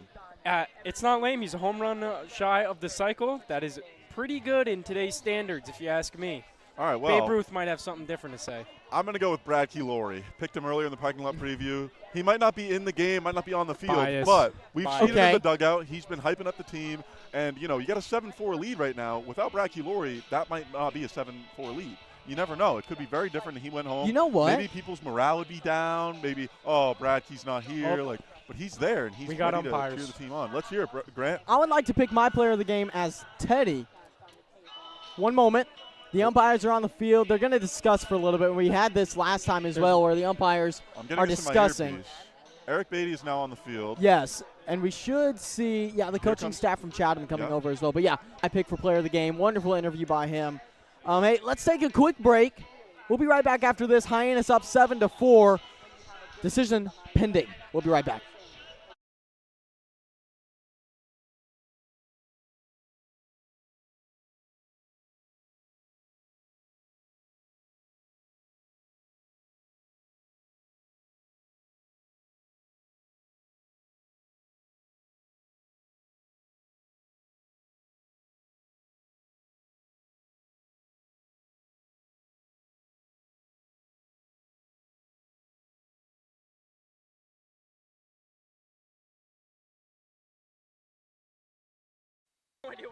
Welcome you back. So happy to have you with us. Greatly appreciated by, as always, Nico an amazing Sharp, job. Grant McNew, Owen, Matt, and really when Matt was down there, he was giving me hand signals over one of the riders, trying to make sure that we were communicating about how much time, and then got to give it to Mike Maynard coming on, doing another good job as well. Let those guys on. They did a great job. Oh, they did a wonderful job, as always. As always. We've got about like 9 or 10 broadcasters here on our crew here with the Hyannis Harbor Hawks. Writer Mike, and we've got Owen Coppinger, again Grant McNew, the three holding the fort down. So we're just about back. We've got our managers meeting with the umpires at home plate. And I don't know how good my eyes are, but I feel like I can very faintly see that brick red building, but I don't know about you guys, so there's going to be a real conversation to be had here as they reconvene. Now the umpires are talking. The managers have been dismissed. As they'll go over to have a conversation with their dugouts here, but umpires still staying out on home plate, which is always a very interesting sign and very eager sign that they're going to be able to stay out there right now because they haven't left to go and see in those situations that they would leave. But there's been some fun and games being had as the Harbor Hawks with the Beatty kids out there from Skip Eric Beatty's family, as they've been playing wiffle ball out there, passing the 20-minute time, as Chatham's just been hanging loose here for another minute, as they'll add another 10 minutes onto this. But we'll take a break and be right back, as we'll take another fog delay for another 10 minutes as we can start that timer now. You're listening to Hyannis Harbor Hawks Baseball on the Hyannis Harbor Hawks Baseball Network.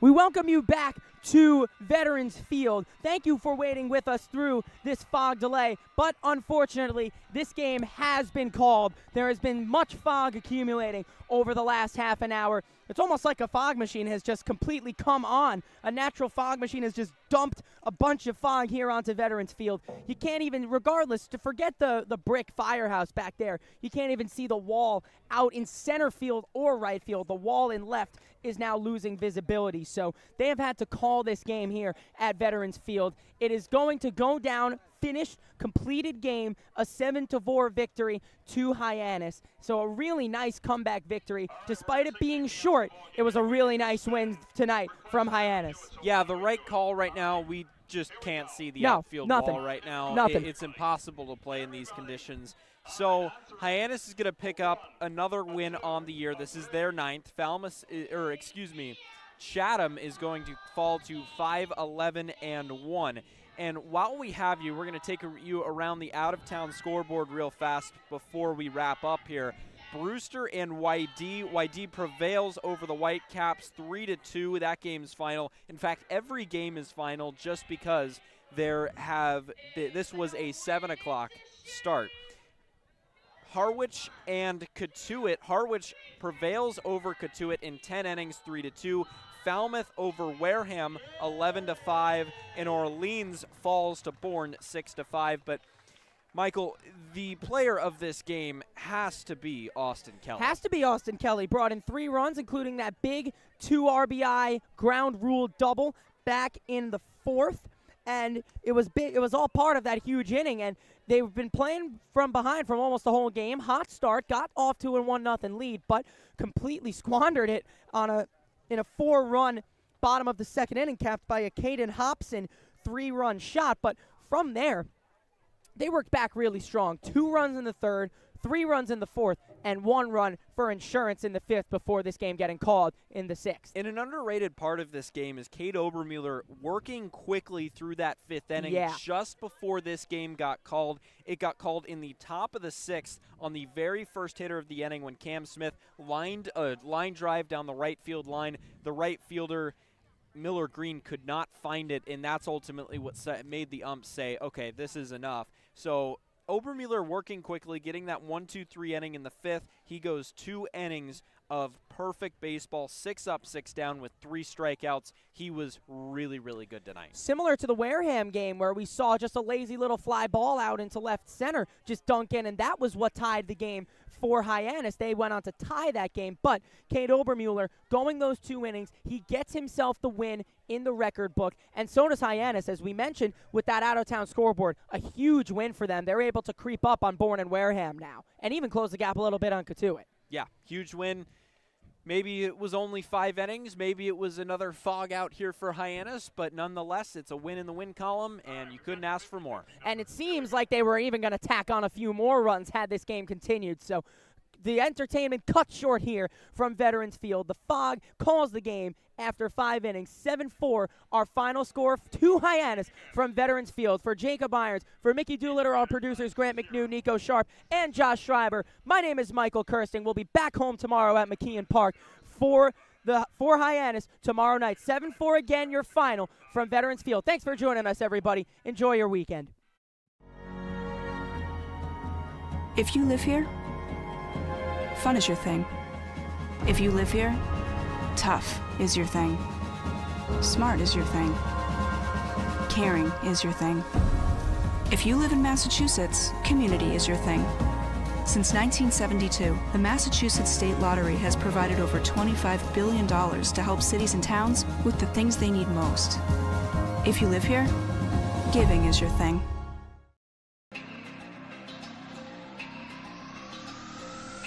My family earns respect. My family clears bases. My family breaks records. My family wins MVPs.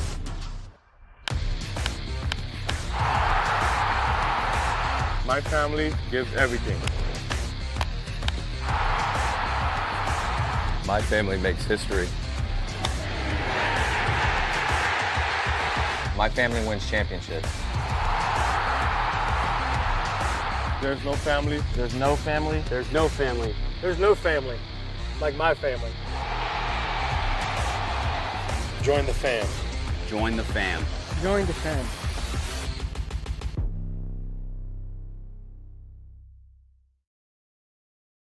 When Alaska Airlines needed a partner for the complex operations of travel, they made the switch to T-Mobile. Our 5G has Alaska Airlines and their customers covered, from major hubs to remote destinations, with 5G coverage ready now for the demands of today and the future. T-Mobile's network powers Alaska Airlines as they deliver next-level care for all customers. 5G ready now. That's how unconventional thinking is better for business. Coke Zero is now Coke Zero Sugar, with great Coke taste. Some people were excited to hear the news, some were skeptical. So we're not going to have the star of the show you're watching come out and say, "You'll love it." No special jingle written by this week's hottest pop star. No famous internet celebs who happen to be holding the label just so. Okay, maybe just one little pour shot. The only thing that will make you believe Coke Zero Sugar has great Coke taste is trying it yourself. Ice cold Coke Zero Sugar. Try one today.